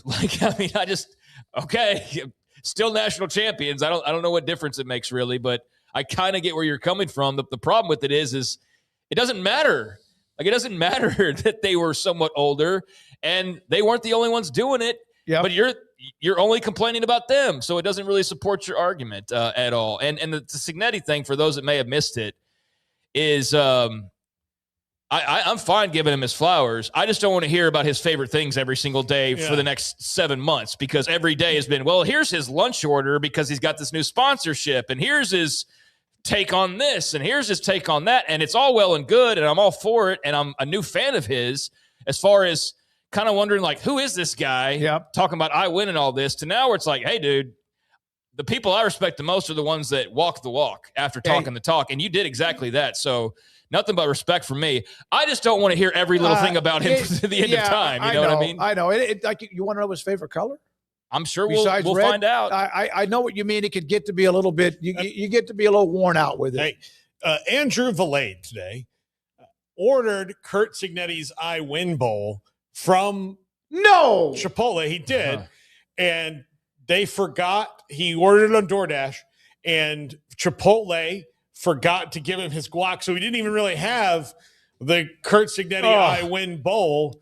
He wanted to try it, and he wasn't given the opportunity to really in full. Well, I mean, they don't use guac all that much at that place. You know, why would they remember to put that on there? I'm still amazed that that's a healthy place to eat. It's got great food. I mean, the portions are massive. They just boom. Is it really to each the portions? Is it really healthy? Oh, I think there's probably, if you do it right, but you're not going to, like, you could also add 3 pounds by looking at it. To each their own. I am not a fan of Chipotle. I think there's better places that do the same thing. Yes, okay. It's another potential sponsor we need to scratch off. I'm just saying, like, I think there's better. They're not spending any money right now, so I mean, won't now, especially moving forward. I'm not ever really gonna toot their horn, but a lot of people like them that aren't me. It's a cute story, Andrew. Thank you for doing that, man. Thank you. All right, now also, I was worried when he told me he was going to try to make me eat it. The West Virginia president. We've had him on this show before. Look at this picture. The diploma of Curt Cignetti in 1982. He did all the work. He goes, I've signed a lot of diplomas in my career, but Curt Cignetti's 1982 degree might be the best investment I've ever made. Craig, there's one more nugget.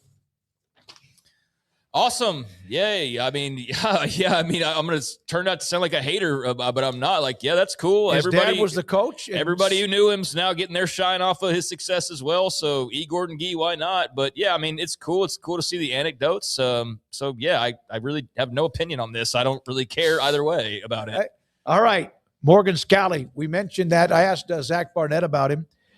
He said on ESPN 700 that he was his relationship with Kyle Whittingham remains strong. The relationship has always been great, or has the relationship always been great, or has there been conflict? He goes, like any employees who work together, no, but he's always loved him and he always will.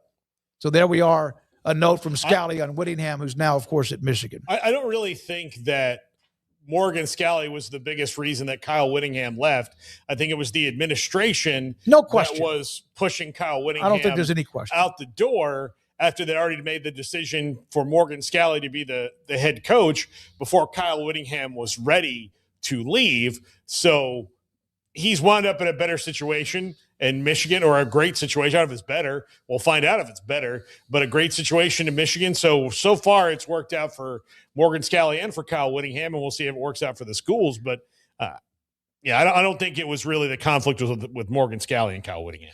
I'm really intrigued by what Whittingham does there at Michigan with just that brand and those resources behind him. I think he could be really successful. I wonder how long I guess he's probably feeling like he's got new life now at this point. He'll coach another 10 years if need be, but Michigan really hit the lottery when it looked like they were going to hit broke there for a while when that coaching carousel going the way that it did. So can't picture a better scenario other than just some magical, unlikely scenario that could have occurred for them to land a better guy when all was said and done. And I'm really fascinated by just him in Michigan and how that looks and how that works and what it's like watching him go up against Ryan Day in the game and what it's like watching him go up against Signetti in Indiana. And I'm just really looking forward to it. And I was not a big Harbaugh fan. Didn't like Sharon Moore, partly because he was just a branch off the Harbaugh tree. And there was just, and I know it's not hindsight 2020. There's just something I just never was like, I never was on board with Sharon Moore. Like, I don't know. And maybe it's just intuition or something. I don't know. But didn't hate him either. I just didn't think he was this all-world, like he's going to come in and Michigan's just going to keep winning national titles type of a coach. So given where they were a year ago and not knowing what was to come, I mean, to end up where Kyle Whittingham's your head coach is a pretty nice place to be for Michigan fans after the way the last few months have gone. And I think you feel great about his chances to keep the winning going there. Or to get the winning back there. But, the Scally thing it's not surprising to hear him say that. I never once considered that they were at odds with one another or that there were issues between the two. Of course, they argued and didn't agree on everything, but I've never gotten the sense that it was anything other than respectful and cordial and professional and all of those things, especially after watching Morgan Scally, if you haven't seen it, did a really great sit-down interview like 2 or 3 weeks ago with, the famous sideline reporter whose name, the blonde, Holly Rowe. He did because Holly Rowe's a Utah girl. Mm-hmm. So they had this, previous friendship, and she interviewed him, and it was great and very enlightening, and he was super respectful of Whittingham and all of that. So I'm not surprised that the whole thing with Utah and Whittingham, to me, that's so strange but not surprising, is I know fans, there's always sour grapes when a guy leaves you. And I think especially in this case, when you thought you were dumping him, but then you did dump him and you thought he was just going to be single for forever and never get somebody as good as you. And then he turned around and got somebody that's like hotter, richer, younger, everything. And you're like, well, wait a second. We didn't dump you to go like upgrade. What the hell is this about? And to see some of the Utah fans that have tried to, and I think there's some BYU influence as well in trying to like stir the pot and make this more of a thing. But it's mostly the Utah fans that I've seen who act like him taking guys from Utah is some line crossed that they can't believe, or taking assistant coaches is some line crossed that like, well, how dare you? It's just like, are y'all awake? Like, y'all are the ones that initiated this whole thing. I agree 100%. But when you've had a guy who's been there for 20-something years and you've had very little turnover, then all of a sudden you've got massive turnover because he left. Because you told him, whoever, it was time to leave, and they're just not used to the turnover. No, they're not used to it, and I understand that. But it's not Kyle Whittingham's fault. No, but they've tried to – I've seen like this attempt to make him this bad guy now. I think it's bizarre, but I do – get it, because I know there's inevitably going to be some fans that are going to just feel that way. But I don't think he's done anything wrong. And I hope Utah and Michigan end up playing in a bowl game next year, because I think the lead up to that one would be incredible. But I'm fascinated by how both sides do. I think Scally could be really, really good for Utah, but some of the fan reaction when they made the first moves to go this direction, I just don't know how you didn't see that. Yeah, he might take a quarterback or a coordinator or somebody and bring them along with him. And you created that bed for yourself. I saw BYU fans were kind of snickering initially when he was rating Utah, and then all of a sudden he takes Hill, and they're like, "Wait a minute, hey, did you guys on the Morgan Scalley and Kyle? What are you saying that employees don't argue and fight?" Garrett, have you ever watched this show? You've produced this show, Brandon. You got to get after it every once in a while. Sometimes more often and a little higher and heater than it needs to be. But no, it's good to have a little bit of banter. Now, basketball. This story with Bediako, the young man who's in the G League, has been a part of it for 3 years. This is, of course, after the Baylor story from 6 or 8 weeks ago. Florida head coach Todd Golden speaking on Charles Bediako's return to Alabama. They were able to finagle the situation where they got a judge in Alabama that is actually a donor at Alabama to, write a temporary restraining order to allow this guy to play games in Alabama. I think there's a lot of people that aren't necessarily happy about it and don't necessarily agree with it. But, with all this intervention from judges, there's only so much the league can do. There's only so much other member schools in the league can do.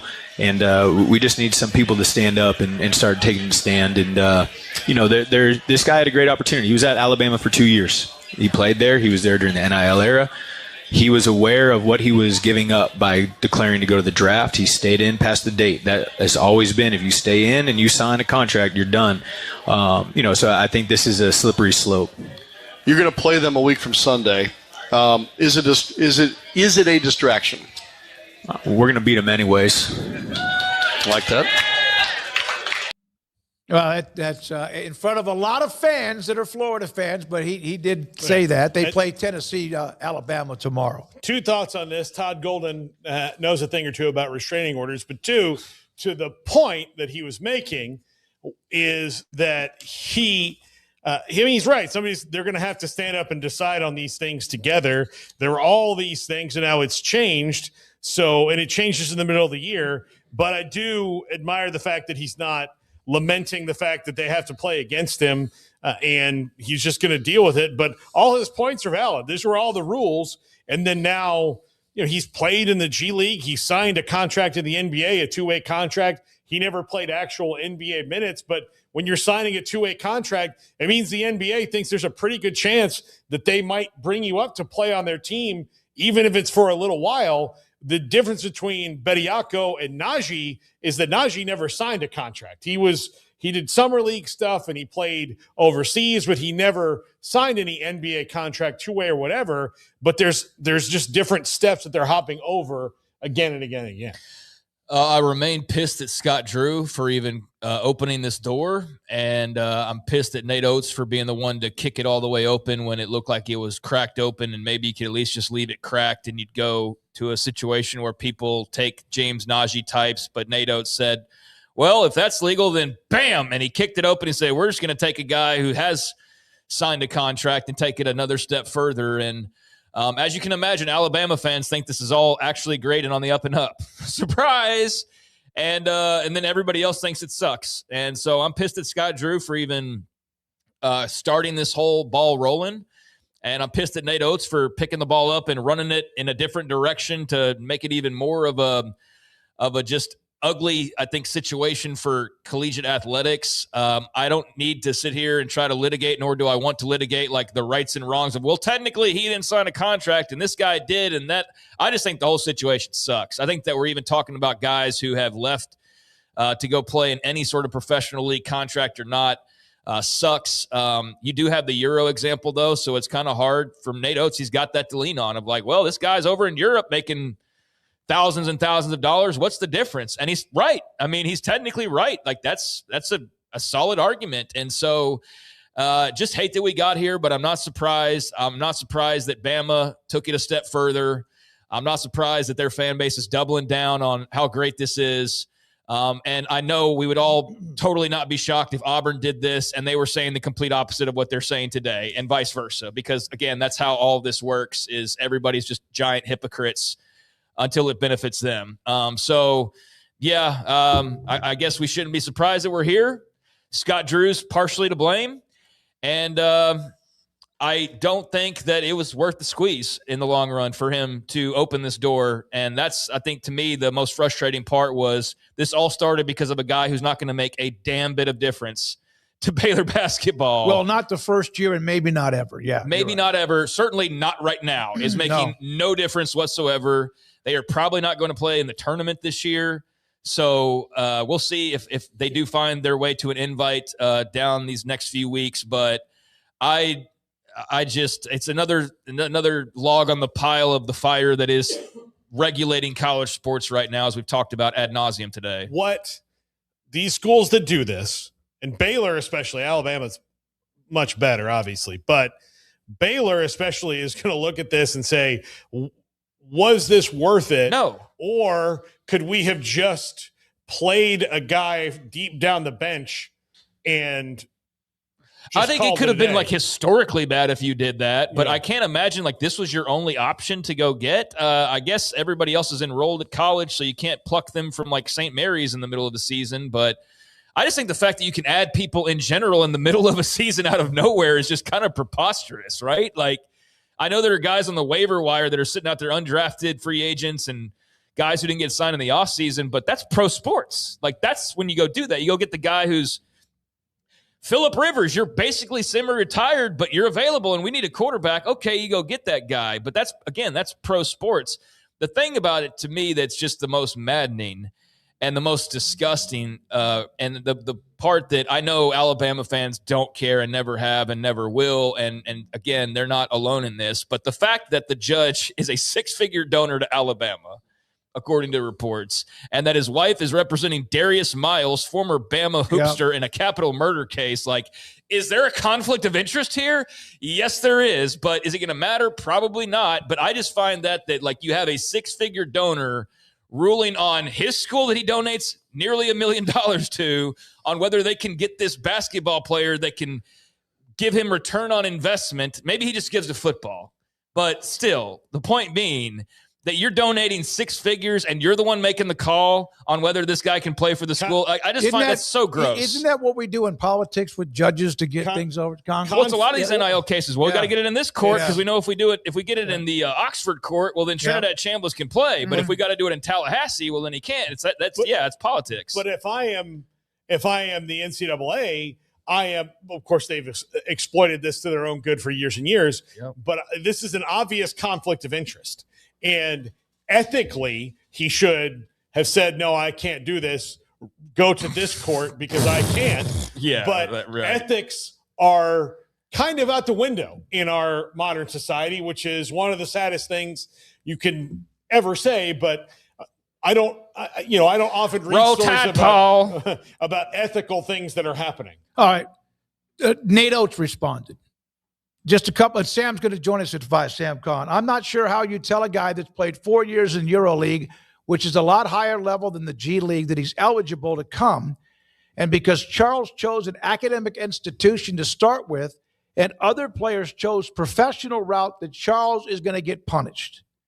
Really, what it does, it gives preferential treatment to the international players, penalizes American players for choosing to go to an academic institution. Yeah, it's also the same guy saying that he basically was going to go this route like a couple of months ago, right? So once it stood to benefit him, like Dabo, his opinion changed, right? So opinions can change, I suppose. But yeah, no, he's got a valid argument there about the Euro League and what's the difference and why are American players or G League players punished differently than guys who have been playing for years in the Euro League. And that's all solid leg to stand on and very right. Doesn't mean that he had to go save him from the burning house fire like he makes it sound of like, well, he was going to be punished if he didn't get this. Like, no, he wasn't. He just wasn't going to be able to play college basketball. I don't really view that as somebody like looking to punish you. I just think that like you can't do everything you want to do all the time. And I don't think that college basketball or even G Leaguers for that matter should be able to come back or Euro Leaguers and G Leaguers should be able to come play college basketball. That's just my thoughts in general across the board. But Nate Oates does have a valid argument as far as the EuroLeague being treated differently or international guys being treated differently. So he's right there, but that doesn't mean that you had to take it and carry it another 2 feet from where Scott Drew already took it, but we knew that was going to happen. If it wasn't Tuscaloosa and Nate Oates, it was going to be somebody else. Yeah, and the coaches who clutched their pearls after the Baylor note, and what they did, they then themselves looked at their personnel people or general managers and said, hey, who else is out there? Chris Fanini, among everybody else covering college football, last note. Jersey patches, sponsor patches are coming to college sports. Effective, it was approved today by the NCAA Division Cabinet, and effective on August the 1st, 2 logos on jerseys, 1 on equipment, not allowed in NCAA championship events because they have all the, the exclusivity when it comes to sponsors. Yeah, I don't think the Big Fiesta Bowl, is it still Tostitos? I don't even know anymore. Is it still Tostitos? Whatever it is. I don't think they want to be sharing room on their jerseys as far, you said the postseason, right? No, yeah, it's good, but not during NCAA championship events. In other words, if you're like in media row and Craig, you and I love Diet Coke. If they're not sponsoring the NCAA, if it's like Gatorade or Pepsi, remember they make you pour that into a cup. They don't want anybody's logos that are not a part of whoever's paying to run the NCAA various championships. No, and I get that. And we all, as soon as we start watching basketball games, we're watching the scores table to see what kind of drinks people are drinking, of course. But no, I mean, I do understand that when you're spending that kind of money, you don't want to have like Coke over your Pepsi when Pepsi's spending $1 million for something. That's totally understandable. This is a dark day. I feel like we're never going to know how good we had it until we start seeing how gaudy some of these will probably be. And I think college football uniforms have been untouched for a long time now, and it's been great. And, yeah, we've had the occasional super gaudy bowl patch or whatever. But, I mean, you already see, like, just the situation we're talking about, the Pete Golding situation. Like, who's going to be the first to take it to, like, the extra level where it's crazy. But I don't like this, obviously. I do think there's a way you can execute it if you do limit the sizes and things of that nature where it's not super noticeable. It's not going to prevent you from enjoying the game, but it will all be in the execution. Like I said about this a few months ago, I hate it, but this was undoubtedly going to happen when they started searching every nook and cranny for extra money. This was inevitable, but I don't like it, but I understand it. And I just hope that, they execute it in a way where it's not just taking over the screen and slapping you in the face. You get 2 logos. So they could sell 2 spot 3 because you can put 1 on the helmet or an equipment as well, which probably means helmet or like this part of the helmet right there. I'm a new fan to European soccer. I'm new into it. I'm enjoying it. I watch it from time to time. I follow it. I read about it. I like it. But when I do turn it on, the one thing that drives me nuts, and this is because I'm new to it and I'm American and we are used to, just 2 or 3 colors for uniforms for our teams. I'll start watching and go, I don't know which team is which because they're not even wearing the colors of their team. They're wearing kits that are sponsored. And then if they zoom in, you're like, I wonder who that's sponsored. I don't know that Guinness sponsors this particular team. I have no idea. So it's things like that I don't want to see happen to college football or American pro sports, and especially college football, which is what we all kind of love the most here. I'm very concerned about big gaudy patches, especially if you need to sell. I got the dimensions. Okay, good. Effective August the 1st, permitted up to 2 additional commercial logos on the uniforms and apparel and 1 additional commercial logo on equipment. I don't know if that means like on the sideline or like you said, the helmet. During the preseason and regular season, with an additional commercial logo on uniforms and apparel for conference championships. The patches will be limited to a maximum of 4 square inches per logo. Okay, I don't really know how big that 2 is by in 2? my head. Yeah, I guess so. Yeah, 2 by. But if you have 2 logos, but here's the thing: there are going to be places that are going to have to sell 2 logos to keep up with. Alabama could go and sell a logo for $1 million a year, 1 logo, and that place can cover it. Other places might not have a business in that area that can do $1 million, but they might have 2 that can spend $500,000. So then you're going to have, Texaco here and Chipotle here. God, that sucks already. I can already see how badly that sucks. Yeah. So you're going to have those different things, and that's where and then you might even have a different third one A third eye on the helmet right there. there, or right here, whatever it is. It's going to look like NASCAR a little bit, and I don't like it. I don't like it either, but it is change, and we'll see if they can keep it classy or keep this is truly a dark day, though. Really, it is, because now you've completely just sold out everything that you possibly can, and it's not the end of the world. Like, NBA jerseys started putting patches, and look, after a while, I stopped noticing the Chime logo on the Mavericks jersey. Every once in a while, I catch it, and I'm just like, yeah, okay. I gave you the example not long ago of the Mariners just absolutely horrendously large Nintendo Switch patch they had last year. That it was awful, dude. It was awful how large it was. And I just wonder who's going to take that there first. Like, is it going to be Boston College, or is it going to be Utah State or whoever? But yeah, that's going to take some getting used to. And I don't know if we'll ever get totally used to it, but we are going to definitely notice like how clean the uniforms used to, even with all the crap they got on there with like the state flag of this, wherever whatever. Now having a chevron patch or something, it's going to suck. I just put a link from the On3 tweet mentioning this ruling, or the new August 1st start. I just put the link in the chat room, and you can see some of the uniforms that the others who are responding to it, like Chevron or Gerber or whatever else. It is interesting. We were going to run the audio from Mark Pope from Kentucky, but that can run even next week about the NCAA does have some control when it comes to players who play eligibility and more, and how they can decide who gets into postseason tournaments. That's for another day. We have discussed that a little bit. When we come back, Sam Kahn, normally Thursdays, could not do it yesterday because of work. And then today, right in the middle of Dabo Swinney and Ole Miss going at it, or Dabo Swinney pointing numerous fingers at Ole Miss, Sam's written an article about it. Listen to the press conference. We played part of it. He's next. This is 365 Sports.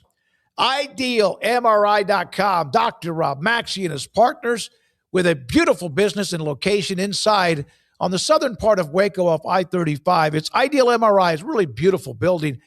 They have inside the office, inside the building, inside the business, a state-of-the-art imaging machine. Just to kind of give you a view, I've been in it 3 or 4 times. I've been in it 4 times. I've also taken them some lunch one time just to say thank you as a sponsor. You walk in, there's a waiting room with like 6 or 8 chairs. And then as you go through the first door, there's a couple of different rooms where you can get, maybe put your gown on if you're going to get inside the MRI machine. It's your shoulder, your knee, or whatever. And then in the back, there's the mother of all imaging machines. It is amazing. I've been in it 4 times, and every time the images go straight to my doctor in the portal, and he or she then can look at them and say, okay, this is what we have to do. And here's the best part. Evidence is great. $497 is all it costs. $497 when the average is $1,100 at IdealMRI.com.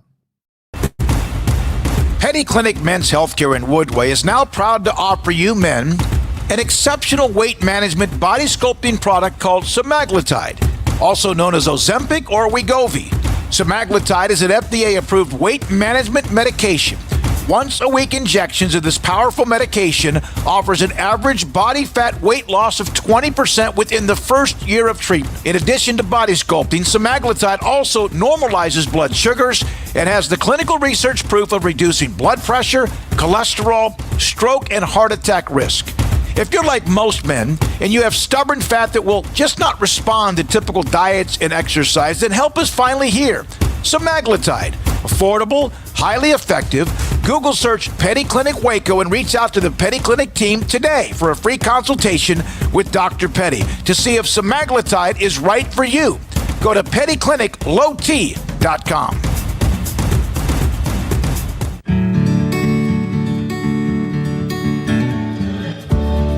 Whatever it is you wrangle, whatever seeds you sow,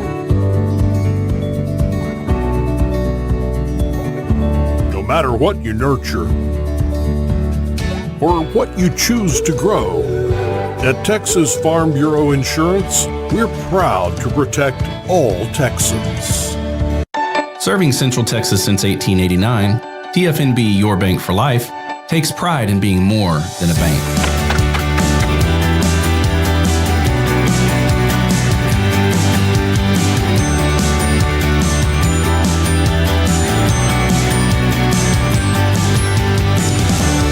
TFNB, we remain committed to these principles. If you value them too, come join us. TFNB, your bank for life. UBO Business Services. We are a studies-based service organization that is the best in Texas when it comes to copiers, printers, and scanners. The way we quantify that is through a company used by millions of corporations called Net Promoter Score. What Net Promoter Score looks at are your Google reviews. We have a better Net Promoter Score than H-E-B with a 65 and Ritz-Carlton Hotels with a 70. According to Net Promoter Score, if you're a 70 or above, you're considered world-class in customer service. UBO Business Services is an 86 when it comes to Net Promoter Score. You can find us at ubeo.com, ubeo.com. This is 365 Sports. Sam Conn can be high maintenance, Paul. He can. I know. I mean, I'm telling you. I've known Sam for quite a long time, and those are not words I would associate. Dentist with him. appointment. Got to take care of the kids. Oh, he's covering the huge game. Do you know what? That's not high maintenance. That's just maintenance. It's work. It's just life. It's work with the kids at the top. And then today, all of a sudden, this thing explodes on us, Sam. Dabo Swinney and Clemson, I mean, firing some missiles at Ole Miss and Pete Golden and others. Were you just kind of sitting there all of a sudden? There was a car wreck? What was it like for you when you first started watching? You know, I tuned in to Dabo today because we had kind of heard that maybe he might address the Luke Farrelly situation. For those who don't know, I'm sure you guys have talked about it earlier, but Luke Farrelly transferred from Cal to Clemson, enrolled, signed everything, started working out with the team, and then got into the portal again right before it closed and ended up at Ole Miss and signing there. And we had heard that he might address that issue. We weren't really sure what to expect. Was he going to just vaguely touch on it and maybe give some commentary on what he thought was wrong with the state of football or what have you? I did not expect for him to go into a detailed timeline, and I mean day by day, timestamps on the text messages, pointing the finger on the record publicly to Pete Golding, that saying that Pete Golding's texting the player while he was at Clemson and sitting in class.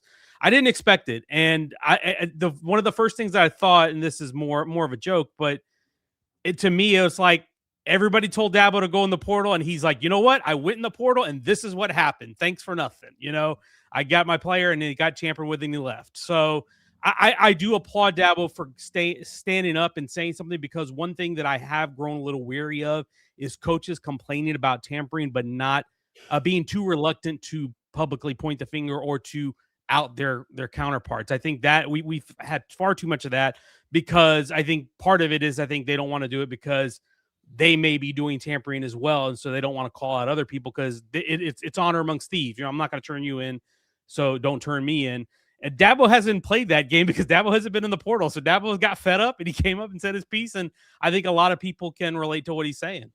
Well, and he's unique, Sam, in that he is.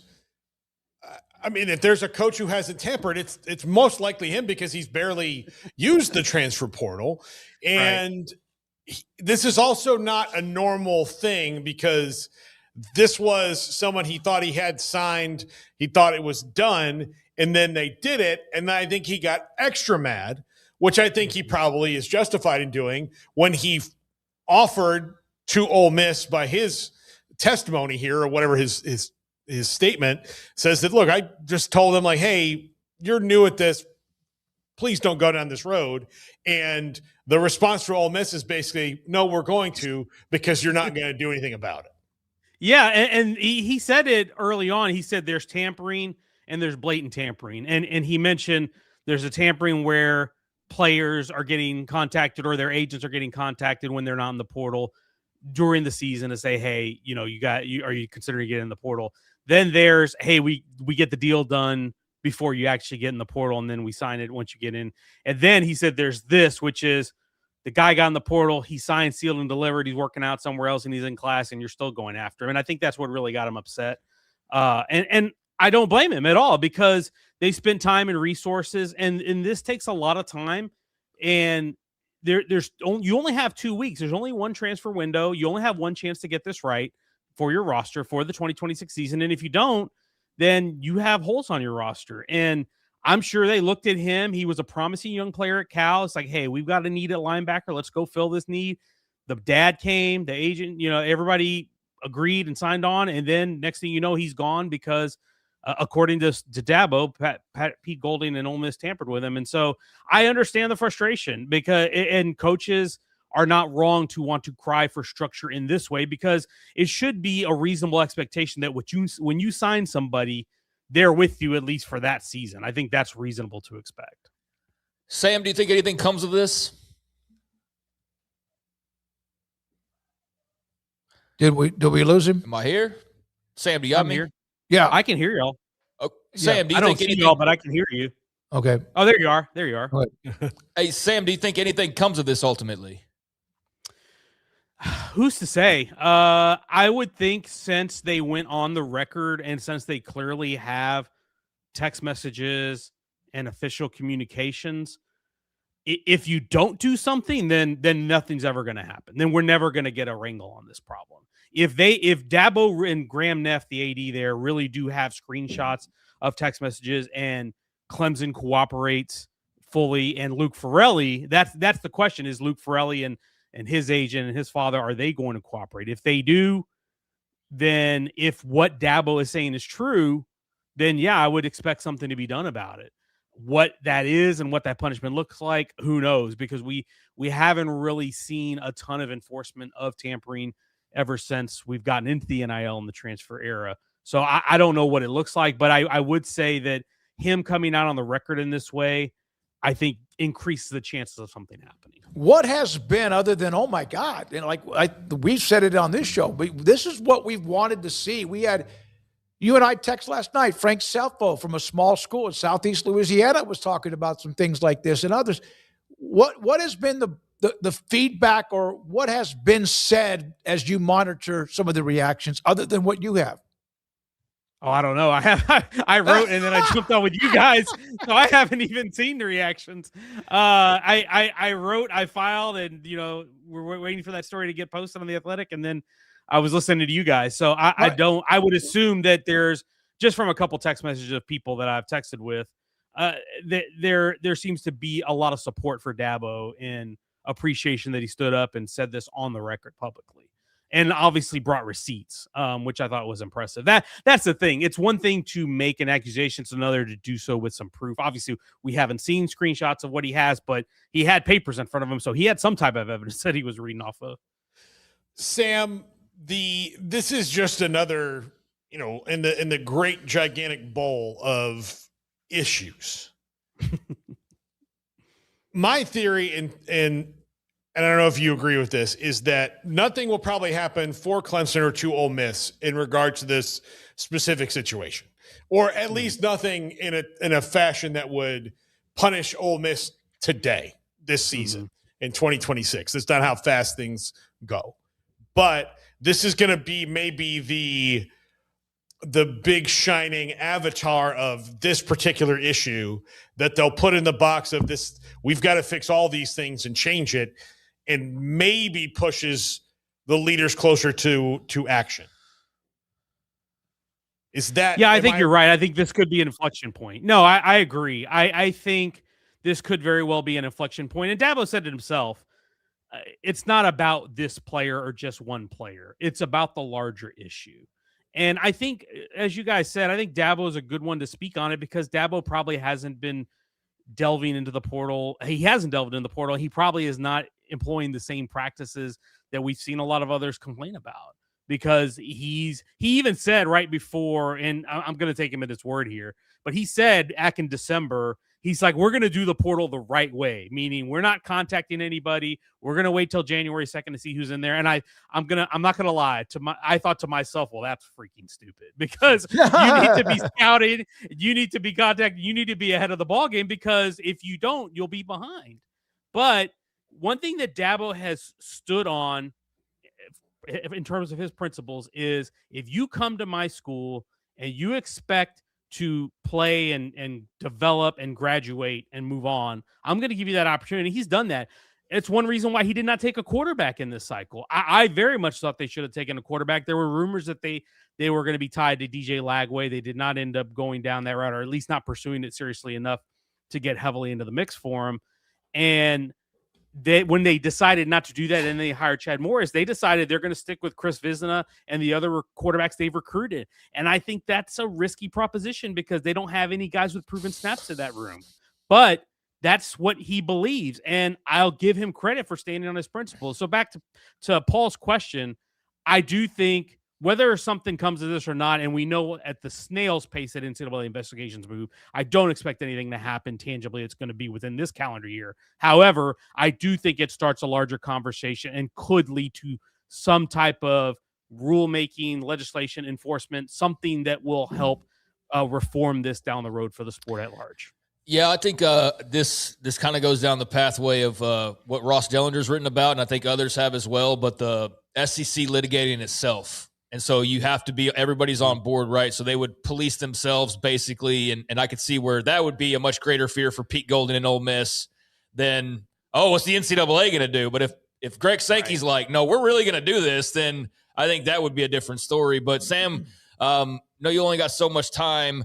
What were your thoughts on Gary Patterson to USC as defensive coordinator? I know it's not the biggest story this week, but I just find it really fascinating because of Lincoln Riley and just the whole relationship there and GP coming out of retirement. We knew he didn't want to leave Fort Worth, but yeah, your thoughts on him heading to LA?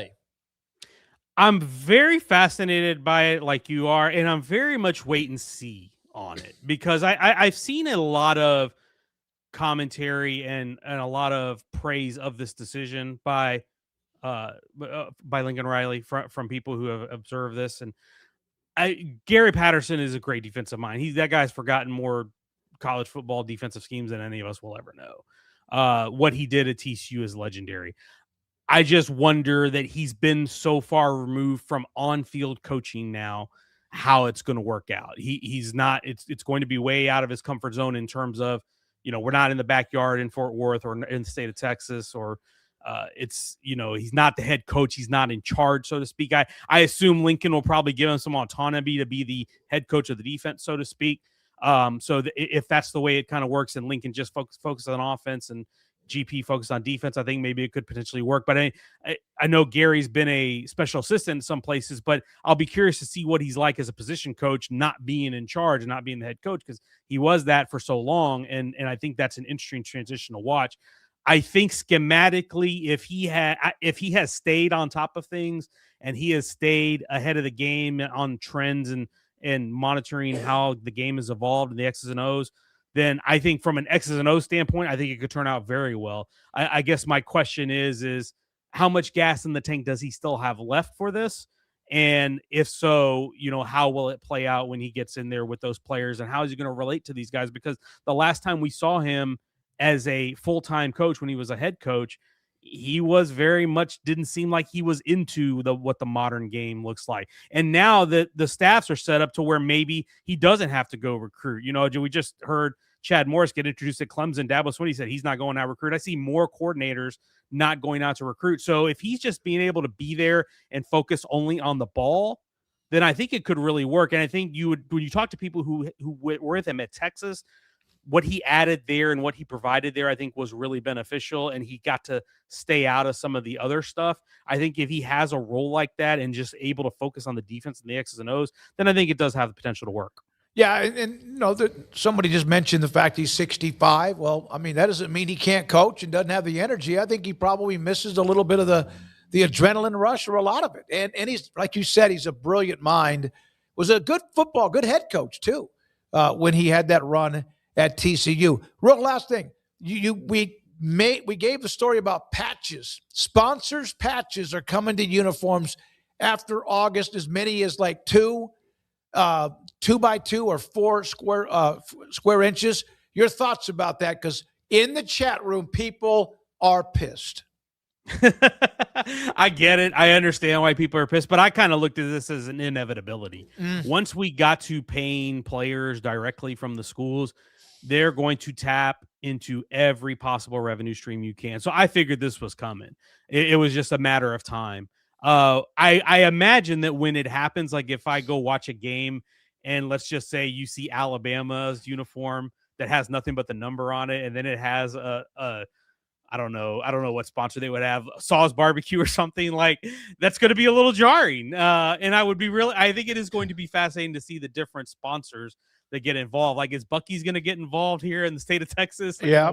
What are we going to see? But it is like for your classic programs, your Penn State, your Ohio State, your Texas, your Alabama, the ones when you think of, especially the ones that don't change uniforms, that don't do a lot of alternate uniforms, it's going to be a little jarring to see it for sure. But I kind of chalk it up to the new reality. This is kind of where we were heading. We put logos and sponsors on the field this last year. So this was, to me, a natural next step. I understand people are upset about it, but I just kind of figured it was going to happen anyway. Thank you, buddy. Good to see you. Sam Kahn, theathletic.com, working that Dabo Sweeney press conference and joining us a little bit. Usually on Thursdays, but today we appreciate him for that. A couple of things. Andrew, are we to the point where we can show the graphic yet, or the times, whatever that is with merchandise? That QR code on the screen. Oh, it's off the top right. Good. There we go. There we go. All right. So you have an opportunity if you want to add merchandise, shirts, whatever it is. So there it is in the top right-hand corner. Also, I'll have overtime, 365 Sports overtime in a minute. But right now, we will talk and start with Paul Catalina and his top 5. Big during the Start Something New sales event at Allen Samuels Dodge Chrysler Jeep Ram in Waco. Drive a new Ram 1500 Lone Star Crew Cab with $13,000 off, or choose 0% financing. Get a new Laramie Crew Cab 4-wheel drive with 3.9% financing for 72 months, plus $15,000 off MSRP. Explore in a new Jeep Grand Cherokee Laredo, starting at $31,990. Happening now at Allen Samuels. Come by. Let's be friends.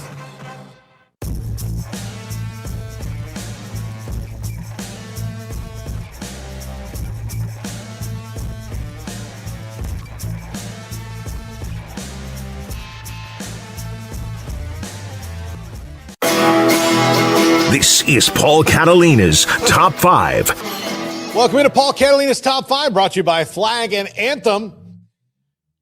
Go to flagandanthem.com. Use our promo code 365sports for a discount at checkout. Today, we're going to go through the top 5 reasons for keeping the playoff at 12. Numero 5. Losses count more. This is the prime example this year. Last year, it would have been Ole Miss and Kentucky, but Florida beat Texas. Texas was 9-3, and outside of that loss, you could make a real argument that they deserve to be in the playoff. When you have wins over several playoff teams and other teams knocking at the door, you beat A&M, you beat Oklahoma.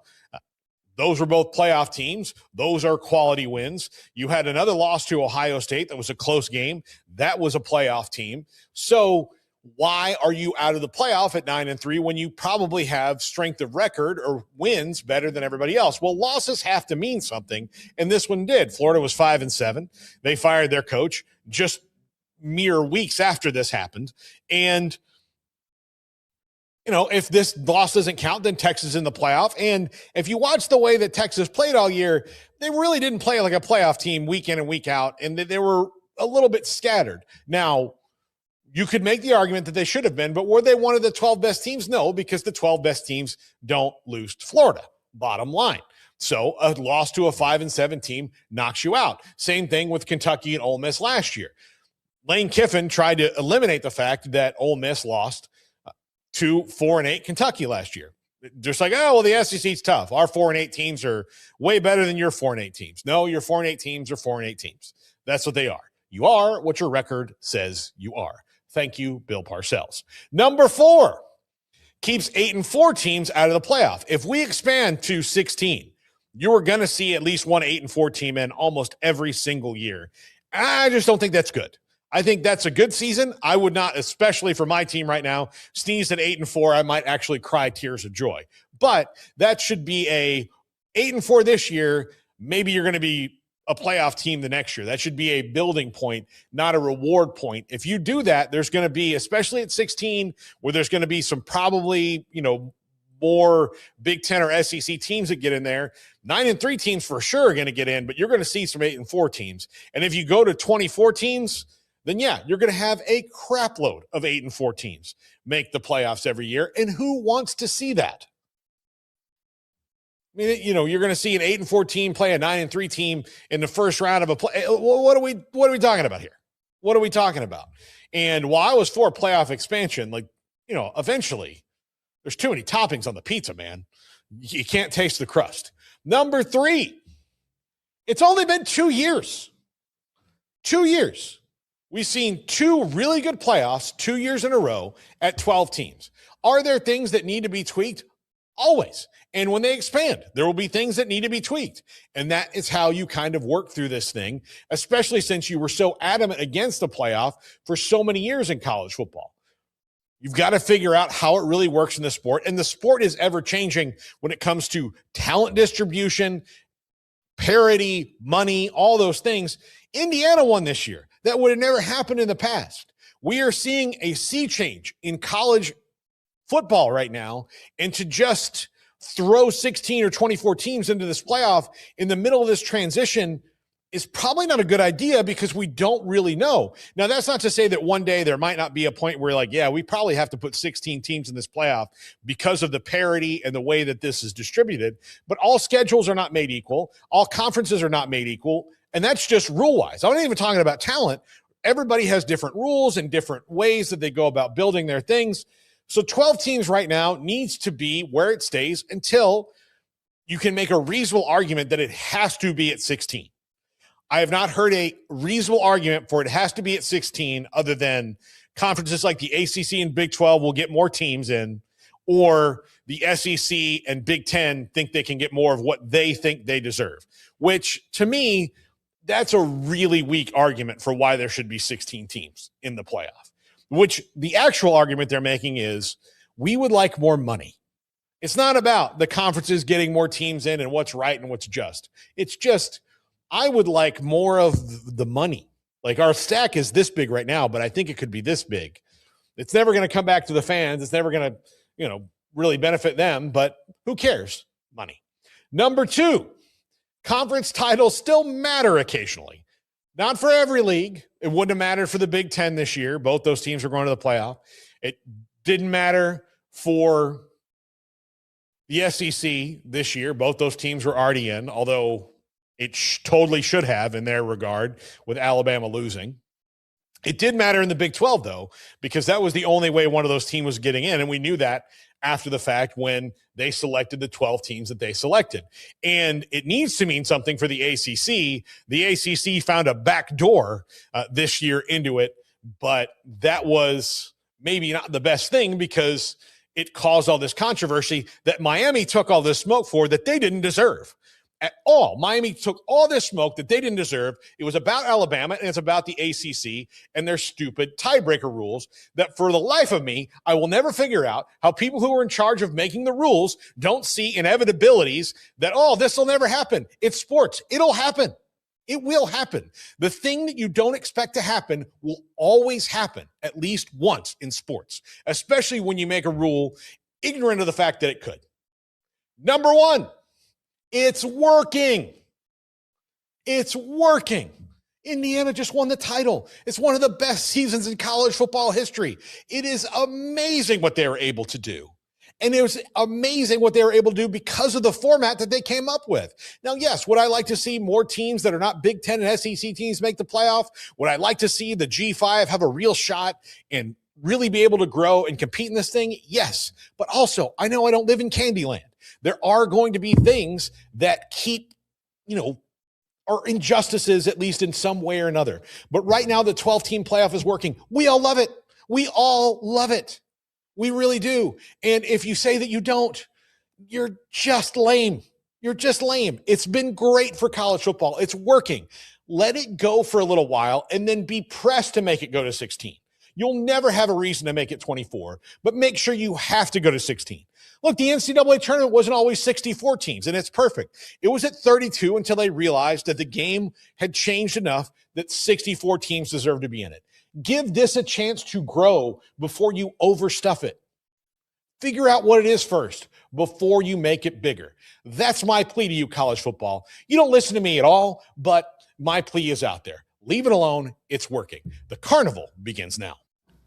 All right. Don't forget that after the wheel, the quizzes, and also trivia, the poll results, etc., I'll do an extended show for about 20, 25, 30 minutes, depending, taking some audio that you have sent to me today and also to Brandon Rowe, and going through some other topics, questions, and have some fun with that. It's 365 Sports Overtime. Paul?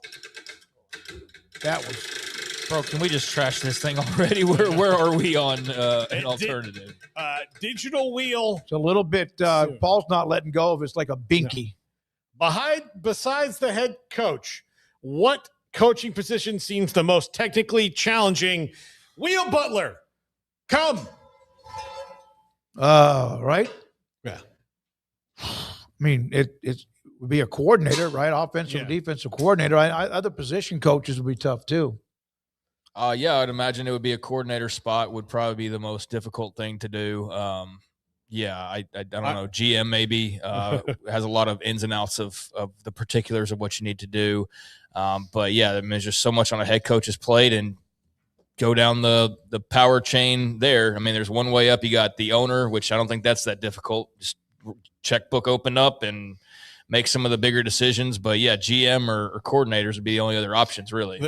The best thing about being an owner is that you can hire people to do all the things, and then afterwards, when you win, you can be like, look, it's all credit to these guys. They're like, oh man, I love the vision of this ownership group. And if you ever hear I love the vision of this ownership group, it's because they weren't up my ass. That's exactly what it is.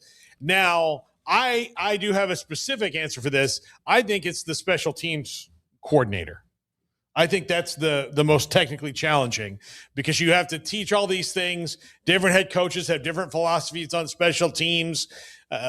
You have to figure out how to make plays that are some of the hardest to make: punt returns, kick returns, block kicks, field goals. You have three guys on the team, a long snapper, a punter, and a kicker, who have really just one job each, or two jobs maximum. And you have to make sure they're really good at them, or you screw over the other coordinators. And that's why I think special teams coordinator. Maybe there's a lot more tension on that than maybe there deserves to be, because of the very technical nature of what they're coaching.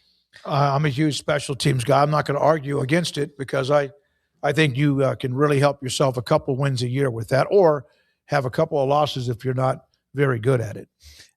First trivia question. After the passing of Alex Trebek, this NFL QB spent 2 weeks hosting Jeopardy in 2021 and was praised as the most prepared to take the lectern. Aaron Rodgers. It is Aaron Rodgers, yes. Yeah. There you go. Yeah, from April 5th to 16th, 2021. Then Packers QB. Oh, in the 1960s, these Midwesterners earned 5 NFL championship trophies. Green Bay Packers. Wow. Dennis, go. Very well done. Okay. That happens quite a bit on Jeopardy, though, where they'll have a sports category. There's a very famous Alex Trebek one where they ran through all this, and the people were all 5 questions, nothing. They just couldn't do it. Then Packers QB traded his helmet for a suit to host the iconic game show. A lifelong fan, Rodgers famously won his episode of Celebrity Jeopardy in 2015.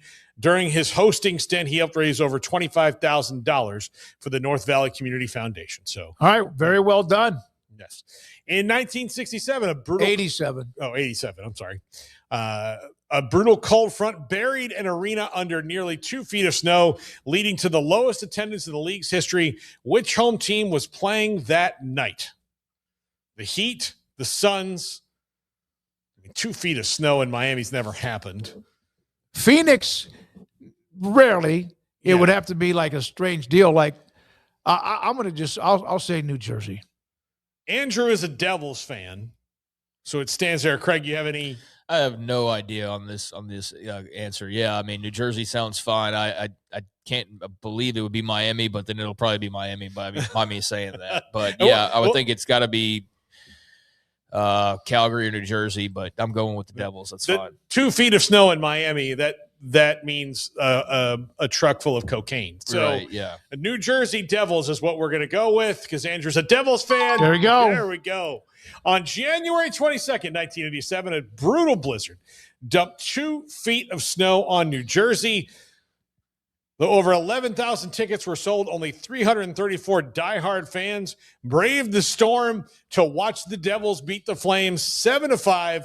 The team honored their loyalty by forming the legendary 334 Club, gifting each attendee a shirt and a badge. It remains the smallest crowd in NHL history, a testament to show up no matter what spirit of Devils fans. I would bet those are the ones who could walk to the arena. Yeah, probably. So we got that one. We're 2-0. How many teams should be in the college football playoff? This is a poll from you, the viewers. And 16 edges 12 with 45%. Well, 36% of the people are right.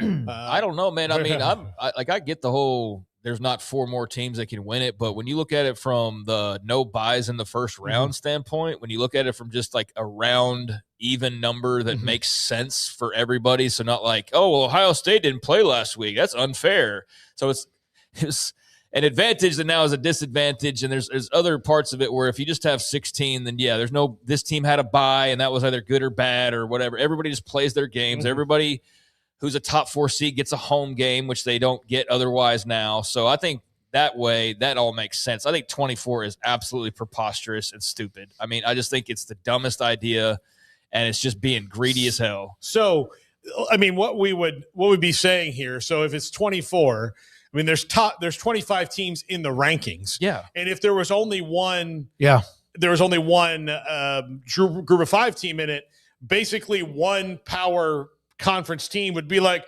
oh man, right? That would be it. Like, yeah, we should have been over this other team that was 8-4. Well, and how are they going to do 24 and then find a way to say screw you even further to the G5s or the G6? Because that will be inevitably what happens as well. Of like, no, we need 8 Big Ten teams, and James Madison's. No, remember what happened to them that one year? That's the thing is there's still going to be greed involved in this, and I think the 16 is enough of a give. And it makes sense for, again, first round buys being eliminated, first round home games for those who have earned it. And all of that, I think, is well and good and better. Even though, yeah, it is further watering it down. But, dude, you add another 8 on top of 16. So you're adding 12 teams to what we already have right now. There's no need for that. There's absolutely no need for that.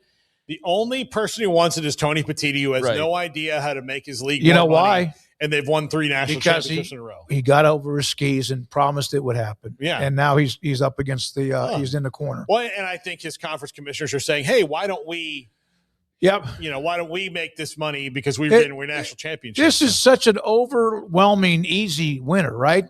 Which top-selling Dew flavor is the greatest of, or your greatest of all time? I picked the original. I didn't even know there was others or were others. I have had Baja Blast, and it's fine. I had Code Red back in the day. I don't know. Do they still have Code Red? Does that exist anymore? Okay. The gamers know about it. That's why they're asking. That's what they do. I've never had Voltage, so I'll just say the original. Yeah, I like the original every once in a while. Literally like once a year maybe I'll come across a Mountain Dew and have it. And I had Code Red quite a bit back in the day. So, yeah, I'd say that would be my second choice. I don't think I've had the other 2, and I'm not really interested in trying the other 2 because Baja Blast is only available at Taco Bell. Fight on Natty's said Baja Blast, by the way. Yeah, I haven't had that one. I'd probably – maybe I'll try it someday. I have no intention, though, of really trying all of these. But, yeah, I definitely have had the original and Code Red quite a bit, so those would be my top 2. All right, so there we are with that. And the poll results from Andrew and the poll questions, and, of course, the quizzes and also much more. Someone said, if you didn't pick original on the Mountain Dew, then you may be weird ass. That's from Wet Blanket. I liked it back when I was younger when you didn't have to worry about certain things as far as like just the sugar intake and like all of that. And so Now I'm just not as inclined to try the Mountain Dews as I would have been back then. Where if all those were out when I was 17, I would have tried every single one of them twice over. But I haven't tried any new flavors in a while. I mean, these guys, the younger guys in here, don't even remember that like Mountain Dew is going to have a second flavor. Yeah. What? Here's from Alan. Crunch Wrap Supreme with Baja Blast was the go back in the day. There you go. It does have that Taco Bell tie-in, so I could see where that would come into play. I think I just missed out on that because they didn't have Baja Blast when I was a regular Taco Bell consumer. But I could see, especially after a late night, where that goes down really well. I don't know if there's anything better than Taco Bell after a late night in college. Kyle Visser, my kids get Baja Blast at Taco Bell all the time. All right. Okay. Thank you very much, Garrett, and also to Andrew Valade and Logan Begesti, to Paul Catalina, and also to Craig Smoak. Brandon, let's carry over the Bill Connolly graphics for Monday. That's still very relevant. We'll do that. And Wet Blanket's going to want to watch that when we get to that segment. And coming up, 365 Sports Overtime, we hear from you. Questions, comments, opinions, and more. Let's have fun with it. Thank you, everyone, for the main show. And 365 Sports Overtime is next. Have you heard of the new IRA? The new IRA, Insured Retirement Advantage, is a solution for high-income individuals and business owners who want to grow and protect their wealth without locking up capital or taking unnecessary risks. If you're an asset manager or a licensed insurance agent looking to provide your clients with guaranteed tax-free retirement income and legacy protection, the new IRA Insured Retirement Advantage is an option you need to know more about and is only available exclusively from North Star Funding Partners. For more information, go to northstarfundingpartners.com and tell them 365 Sports sent you.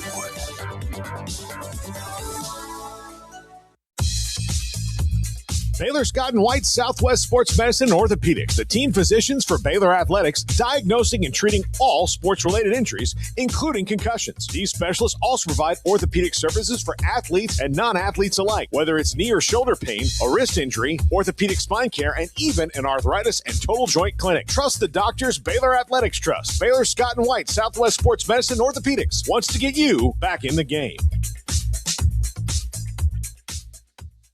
Cars priced right, day and night. At Richard Car in Texas.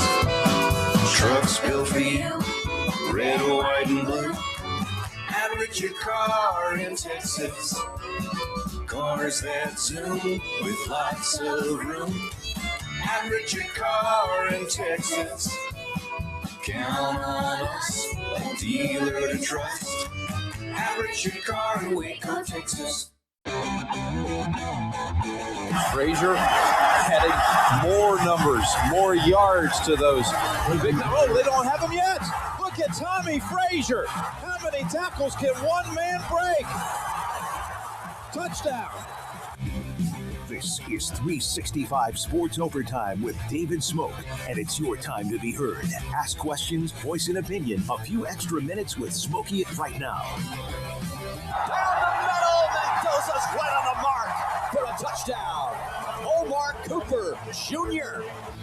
365 Sports Overtime is sponsored by Richard Car Motors, QC Kinetics, Baylor Scott & White Southwest Sports Medicine and Orthopedics, Edward Jones Financial Advisors, Ray Broker Air Conditioning and Heating, and North Star Funding Partners. Now here's David Smoak. All right, here we go. And I put a question up. I'm going to try to do this whenever I have brain power to do it. But I put a question up in the chat, and every day, Monday to Wednesday this week, and we do this on Monday, Wednesday, Fridays, and maybe move it around a little bit, depending on travel and much more. Who is going to be the 2026 version of not Indiana, the national champion, but of Indiana? Where in the hell did they come from? Now, of course, we asked that question in 24. This year, Tech joined the party. And, yeah, but you kind of felt that might happen because of what they did to build up the roster, et cetera, depth and talent during the offseason. But the Indiana thing in 24 was like, wow. And then, of course, this year, I mean, if you got run over by the truck and were too stupid to get out of the way, they ran over you and backed up over you, right? So and what I mean by that is somebody that's maybe been average, someone that has kind of been okay making bowl games, etc., or someone that has just not been very good, but they are on the verge and maybe next year they break through. Not to win the national title, but you have to say they're going to be in the playoff. Or they're going to push to be in the playoff, the 12 teams next year. Also, we have 3 or 4 audio clips from you. I need to go over some rules here. Brandon Rowe, by the way, is running the mothership on 365 Sports Overtime. Andrew is working on will it be a link, Andrew? Yeah. It'll be a link that will feed you, and then you will be able to place your audio file, question, opinion, whatever, instead of we're doing it right now just to do it for the first week, and it's worked out well. He's going to put something together where you can upload or send in an audio file on a link rather than emailing and all that stuff. Because we have email to me, then I email to Paul. Paul sends it to Brandon, and then we have the email address. So it's going to make it a little bit more efficient. Now, we don't want, and you know who I'm talking to. We love all of you. This is not for you to get on and give us an essay. This is a question you may have either for me or maybe we bring it up to the rest of the chat. This is for, it could be an opinion. It could be a statement. It could be even like just something you want to say. But really, seriously, and we've had to put a couple of you in the timeout corner, literally, this is not 2 and 3 minutes. It could be 12 to 15 seconds. It could be 20, whatever you need up to. I think we need to keep it at about 30 seconds to 45 seconds, like we would in a talk show. Line 1. Hey, this is Garrett from Detroit. What do you think about the Tigers in their offseason? And we get to it. Or you give me your feedback on the Tigers in the offseason. I'm using a Major League Baseball question or topic there. So it is, again, 365 Sports Overtime. Now, let me look at a couple of responses, and this thing can go pretty quickly. Paxton, first one to respond. I'll go with the Iowa Hawkeyes, same conference. They were really good last year. They had a couple of early losses that kind of put them behind the 8 ball. They took a step forward. Their offense has much more firepower. Paxton says Iowa. Now, this is not to win at all. Doesn't mean they won't. But you're like, oh, hell, Iowa can't. You're kidding me. What did Indiana do the last 2 years? Texas Tech in 25, even though you saw them building up what they did. All right, let me see here. Let's see here.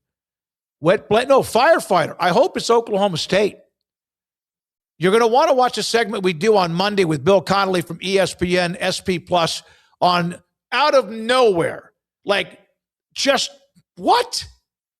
Like, I asked Bill to come on the show, but he was traveling and doing some stuff today. So maybe get him on Monday. Like, one of the teams he has making the 12 teams next year, like, Bill, we need to drug test you. We'll do that. And so Oklahoma State firefighter says, I hope it's Oklahoma State. All right, let me see. Duke from Fight on Natties. North Carolina, who's your Dave? With Bill Belichick in year number 2. K-State from Bracket Cat. So there we are. Let me see here. Kyle Visser. I hope it's got to be Houston. 16-0. But they'll go 17-0 because they still won't get a top 4 seed. Thank you very much for that. Houston obviously pushed. That's a good one to look at because of what they have coming back and who they were this year. You might go, that's not going to happen. Well, no one saw Indiana coming, and they surely didn't see him the next year, although we thought they would be pretty good. Georgia Tech may have started something. They just got Justice Haynes. They got the quarterback now. I obviously Haynes King. Just a phenomenal player. All right, Florida State from I don't know how AD. Okay, Angbe, ADANGBE. Also, Paxton. Shh, don't bring up Nebraska. All right, Paxton, you and I are getting to be like you're kind of one of my kids now. That's how old I am and how young you are. But don't make me don't give me any. Don't even give me that thought. But you never know. That's far-fetched. But again, what was Indiana in 24 and also especially following up what they did in 2025. Let's see. Kim Coulter, how does Houston go unbeaten after game 3? That's when they play Tech. So there we are. We got that one in. Now, Brandon Rowe, he loves to cook. What are you cooking tonight, my man? You got anything planned on a Friday night? It's getting colder. I was thinking about doing a crock pot stew, beef and, tenderized and all that. But I always make too much and I never eat but like a bowl of it or two, even though I like it a lot. You know what I do with my stew? I'll put it on saltine crackers with some butter, and then you pour kind of the stew and ingredients on the crackers and it melts. It's fantastic. What are you cooking tonight? I was kind of thinking some chili, but I mean, I might wait. I was on the verge of that. Until it's colder. Again, one of those things, because I really just cook for me. Sometimes I'll cook for Craig if he asks me to do something that he likes that I cook. But I just don't. Yeah, I cook too much. I'll cook chili, have 2 or 3 bowls even for one night, and then I'll just big old. Boom, I throw it into a big bag. Let me see here. Off-season optimism is mandatory. That's Modelo fan rule number 1 from Bracket Cap. All right, let's go to Robert Beekler, who sent in an audio file. I have no idea what Robert's going to bring up here, but Robert, go ahead. Hey, Smokey. Robert Beekler here, a.k.a. Bobby B. in Tulsa. Hey. I had a quick question about our Nebraska Cornhuskers and where you think they'll fall this season. I know they've got, looks like Anthony Calandria is going to get the start. And I'm just wondering if there's any chance that maybe they get a little of that basketball magic working over there in the football department. Hey, thanks. Thank you, Robert. Great to hear from you. That was clear as a bell. Very well done, Robert. So Indiana's football team, which is a basketball school, won it all. Nebraska used to be a football school. I think they're more a volleyball school. And their basketball team is, as of now, undefeated. It's unbelievable what they've done so far. I think Nebraska will be another win or two. I won't really be able to know until about the 4th or 5th game. I want to see them beat somebody good. I don't want to see them beat another team that goes 6-6 or 7-5, or I want to see them beat somebody good. Now, I don't expect them yet. They're not to that point where they're going to be. But the fact that they've lost 30 consecutive games against ranked teams is just, it's putrid to even say that. 30. And they can't win it. They can't even accident, like somebody else can't just have a bad night and they play over their heads. So I do think they'll be a bowl team. I know that's not asking for too much. I do know that they lost some players in the portal, but I think they pretty much retained a lot of good ones too. And I like what they have coming in. We'll see. The switch at quarterback with Raiola now at Oregon and what they have with Calandria, I kind of like his moxie, but do they have the receivers? Can they protect him? Because Raiola, they didn't protect him. The difference is Calandria looks like he might be able to take off and run it with a little bit of oomph, and they needed that. Raiola could never really do that very often. He was not as physically mobile as I'd like to have seen him. Not that he wasn't a very good athlete. Great question. Robert, you know my email address. Send me a note on what you think that they'll do. Will they compete for the Big Ten title? No. Will they be a part of the college playoff? No. But I'm tired of just barely getting through. Now, they did clinch a bowl berth earlier this year than last year because it was down to the wire. But that was good. But you know what? Matt Rule has said a lot. He does say a lot. Now, let me see some freaking grit like the 2019 Baylor team you had, or even the team that the year before that was a bowl team. But, man, they freaking were gritty. I want to see that. I want to see if that happens. All right, let's go to retired stockbroker with us on 365 Sports Overtime. Retired stockbroker here on Lake Bigfoot. What was the most idiotic post you read in the chat room this week? Stay warm this weekend, stay safe, and have a good weekend, brother. Oh, my. The most idiotic post in the chat room or message in the chat room. You know, I do say this, and some of you have told me this. I don't know what other podcasters do. Some take calls, some have a lot of guests. We try to do the guest, and I try to stay in the chat room.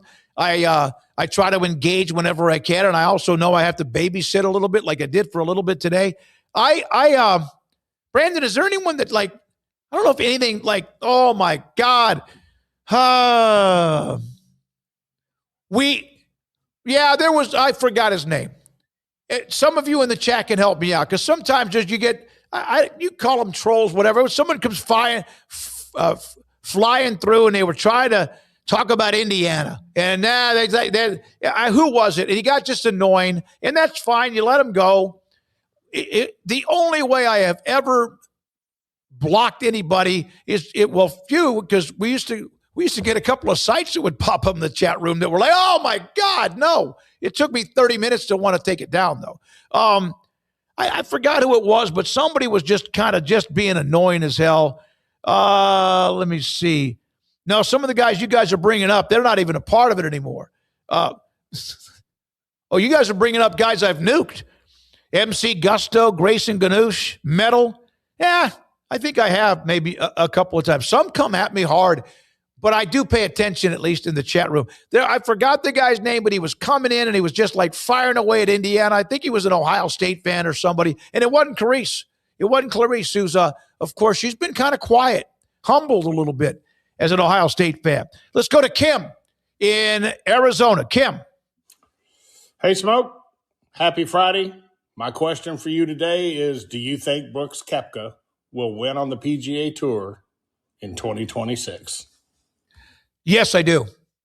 I think I know he's got a lot with his wife and some of the health issues she's dealt with. I am thrilled he's back. There was, when that all started happening with Mickelson and a few other, screw him. Send him to Siberia. How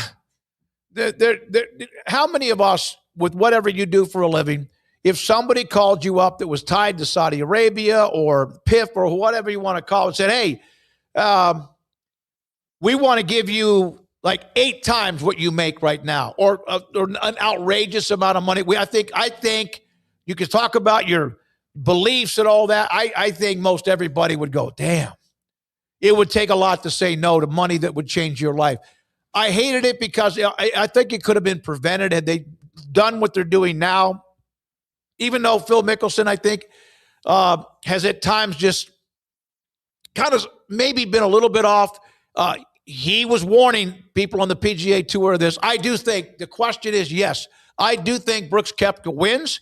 I think this is going to give him an adrenaline rush. I think this is going to give him a boost of energy, focus, desire, passion. I am glad he's back. And you know what? If John Rahm or Hatton or the others all made the decision, Cam Smith, and they wanted to come back, if they, in fact, accept the penalties, bring them back. Yeah, I know there's some things where you just cannot forgive. Playing on a golf tour the way why not? Some of you would say, hell no. Frig it, no. And some not a bad deal at all. Let me see here.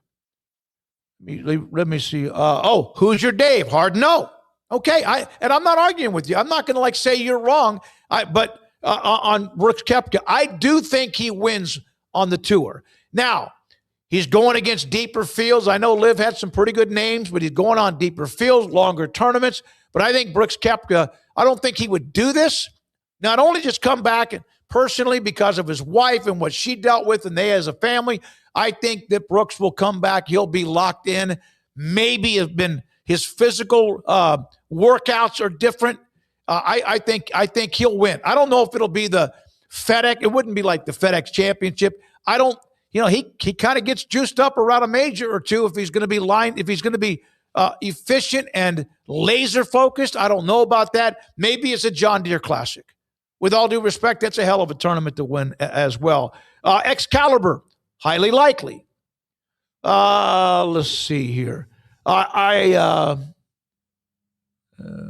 is Kyle Visser, fight on. Why do you say that it's a Baylor channel? Next time someone comes in and says that this is a Baylor channel, we are going to nuke you to Mars. We are a college football content channel. We cover Baylor. They're a mile away from us. We used to be a lot of that. We still have segments, interviews, or whatever. I go to some of their games. But we are a Big 12 college football overall channel, and hopefully you have liked how we have done that. And there are interviews and there are topics with Baylor that we do need to deal with. Hey, don't let me forget the Bryce Petty thing, please, Brandon. I want to make the Bryce McCurdy, thing. Firefighter. I think David had a problem with Dez Bryant from Lufkin, Texas, and Oklahoma State and the Cowboys. I like Dez. I know a lot about Dez, like the stories have been told. I used to cover the hell out of East Texas high school football, and I covered that district that Lufkin was in when Dez Bryant was playing wide receiver. Let me see here. Every year I go out to the range, I find out that I can't quite hit the ball as far as I could last year. Hoosier, you're not the only one. I am right there with you. I got to the point where my ego was dented quite a bit when it comes to golf. I was hitting my 6-iron 8 to 12 yards shorter. I was hitting my 9-iron 8 to 12 yards shorter. I went back to my old irons to see if I could get better trajectory. That lasted for maybe around only because they were, new clubs. And some of it was the injury I've had to deal with a little bit with my hip. But the bottom line is that I just wasn't swinging very well. All right, let me see here.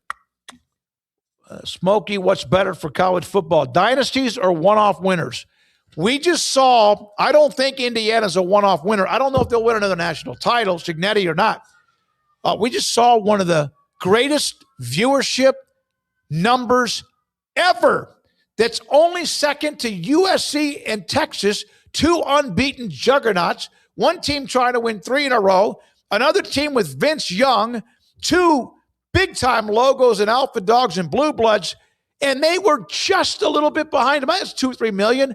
That's the one-off's not bad. I think college football is in a really good place. But the reason I like Nick Saban was I just like listening to him. He made a lot of sense. The Alabama thing, man, that made a lot of other people around college football have to get a lot better, including in the SEC. Dynasties aren't bad. I'm a Nebraska fan. I admit it. In the 90s, they were as close to that as you could be. In the 70s, early on, they were as close as that could be. They won 31 games in a row or something like that. In 1993, 4, 5, 6, 7, they won 3 national titles in 5 years or whatever. They were 60-3. That's a dynasty. Nothing wrong with dynasties. Miami or whoever it might be. But I think college football is healthy enough. I'm not dodging your question. I think college football is healthy enough to have one or the other or both. A newbie, a one-off, and or dynasties too. All right, $36 million for Texas and USC is insane if you really think about it. Paxton, I agree. That's a ridiculous. That was a must. That was a Super Bowl-like must college football game to watch with all the personalities. Leinart, Reggie Bush, Lendell White, some of the other players that USC had, Vince Young, Michael Huff, and all. I mean, that was a must-watch game. And it was Ramon Taylor was a weapon back in those. Had a big play in that game. That was a must-watch game. Kyle Visser, did you watch that clip I sent earlier? I don't know if I did or not. Tell me what it is. Tell me that.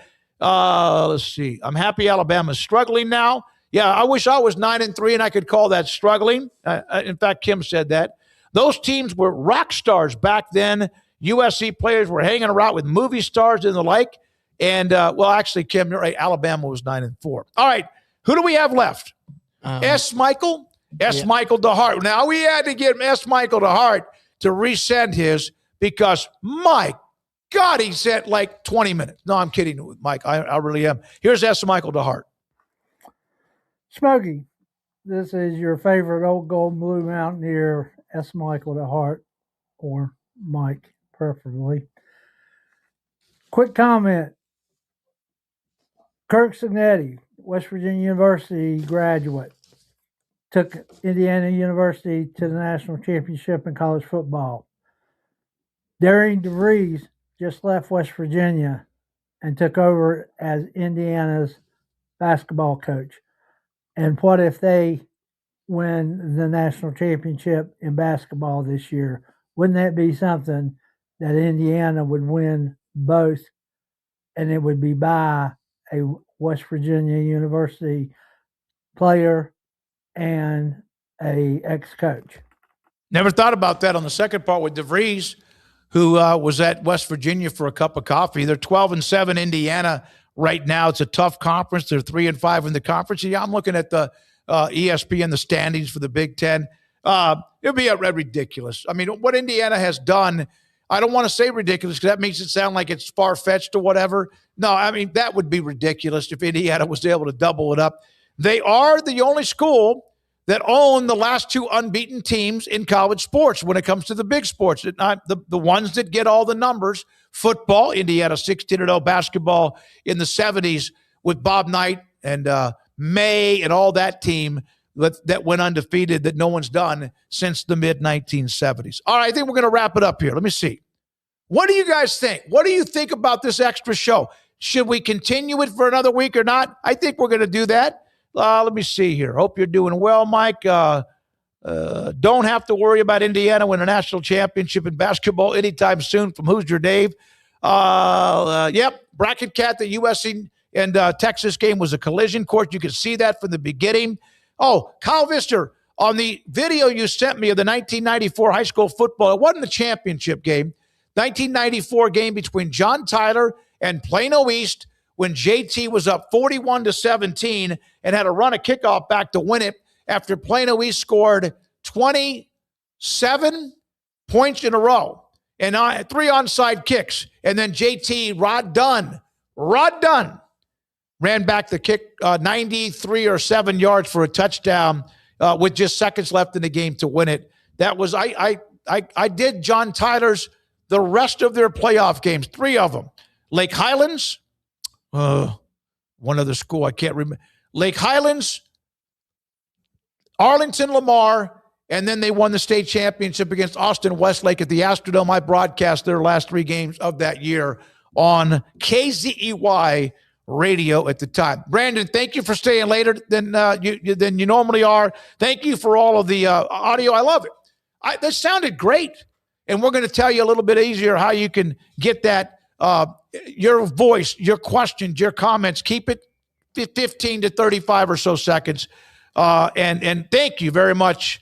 Man, I love what we're doing. I love what you do. I love what you do and are a part of it. Thanks for the calls from retired Kim, Mike, and also Robert. We appreciate your time. For our sponsors, have a great weekend. Stay warm. Back on Monday. This is 365 Sports Overtime.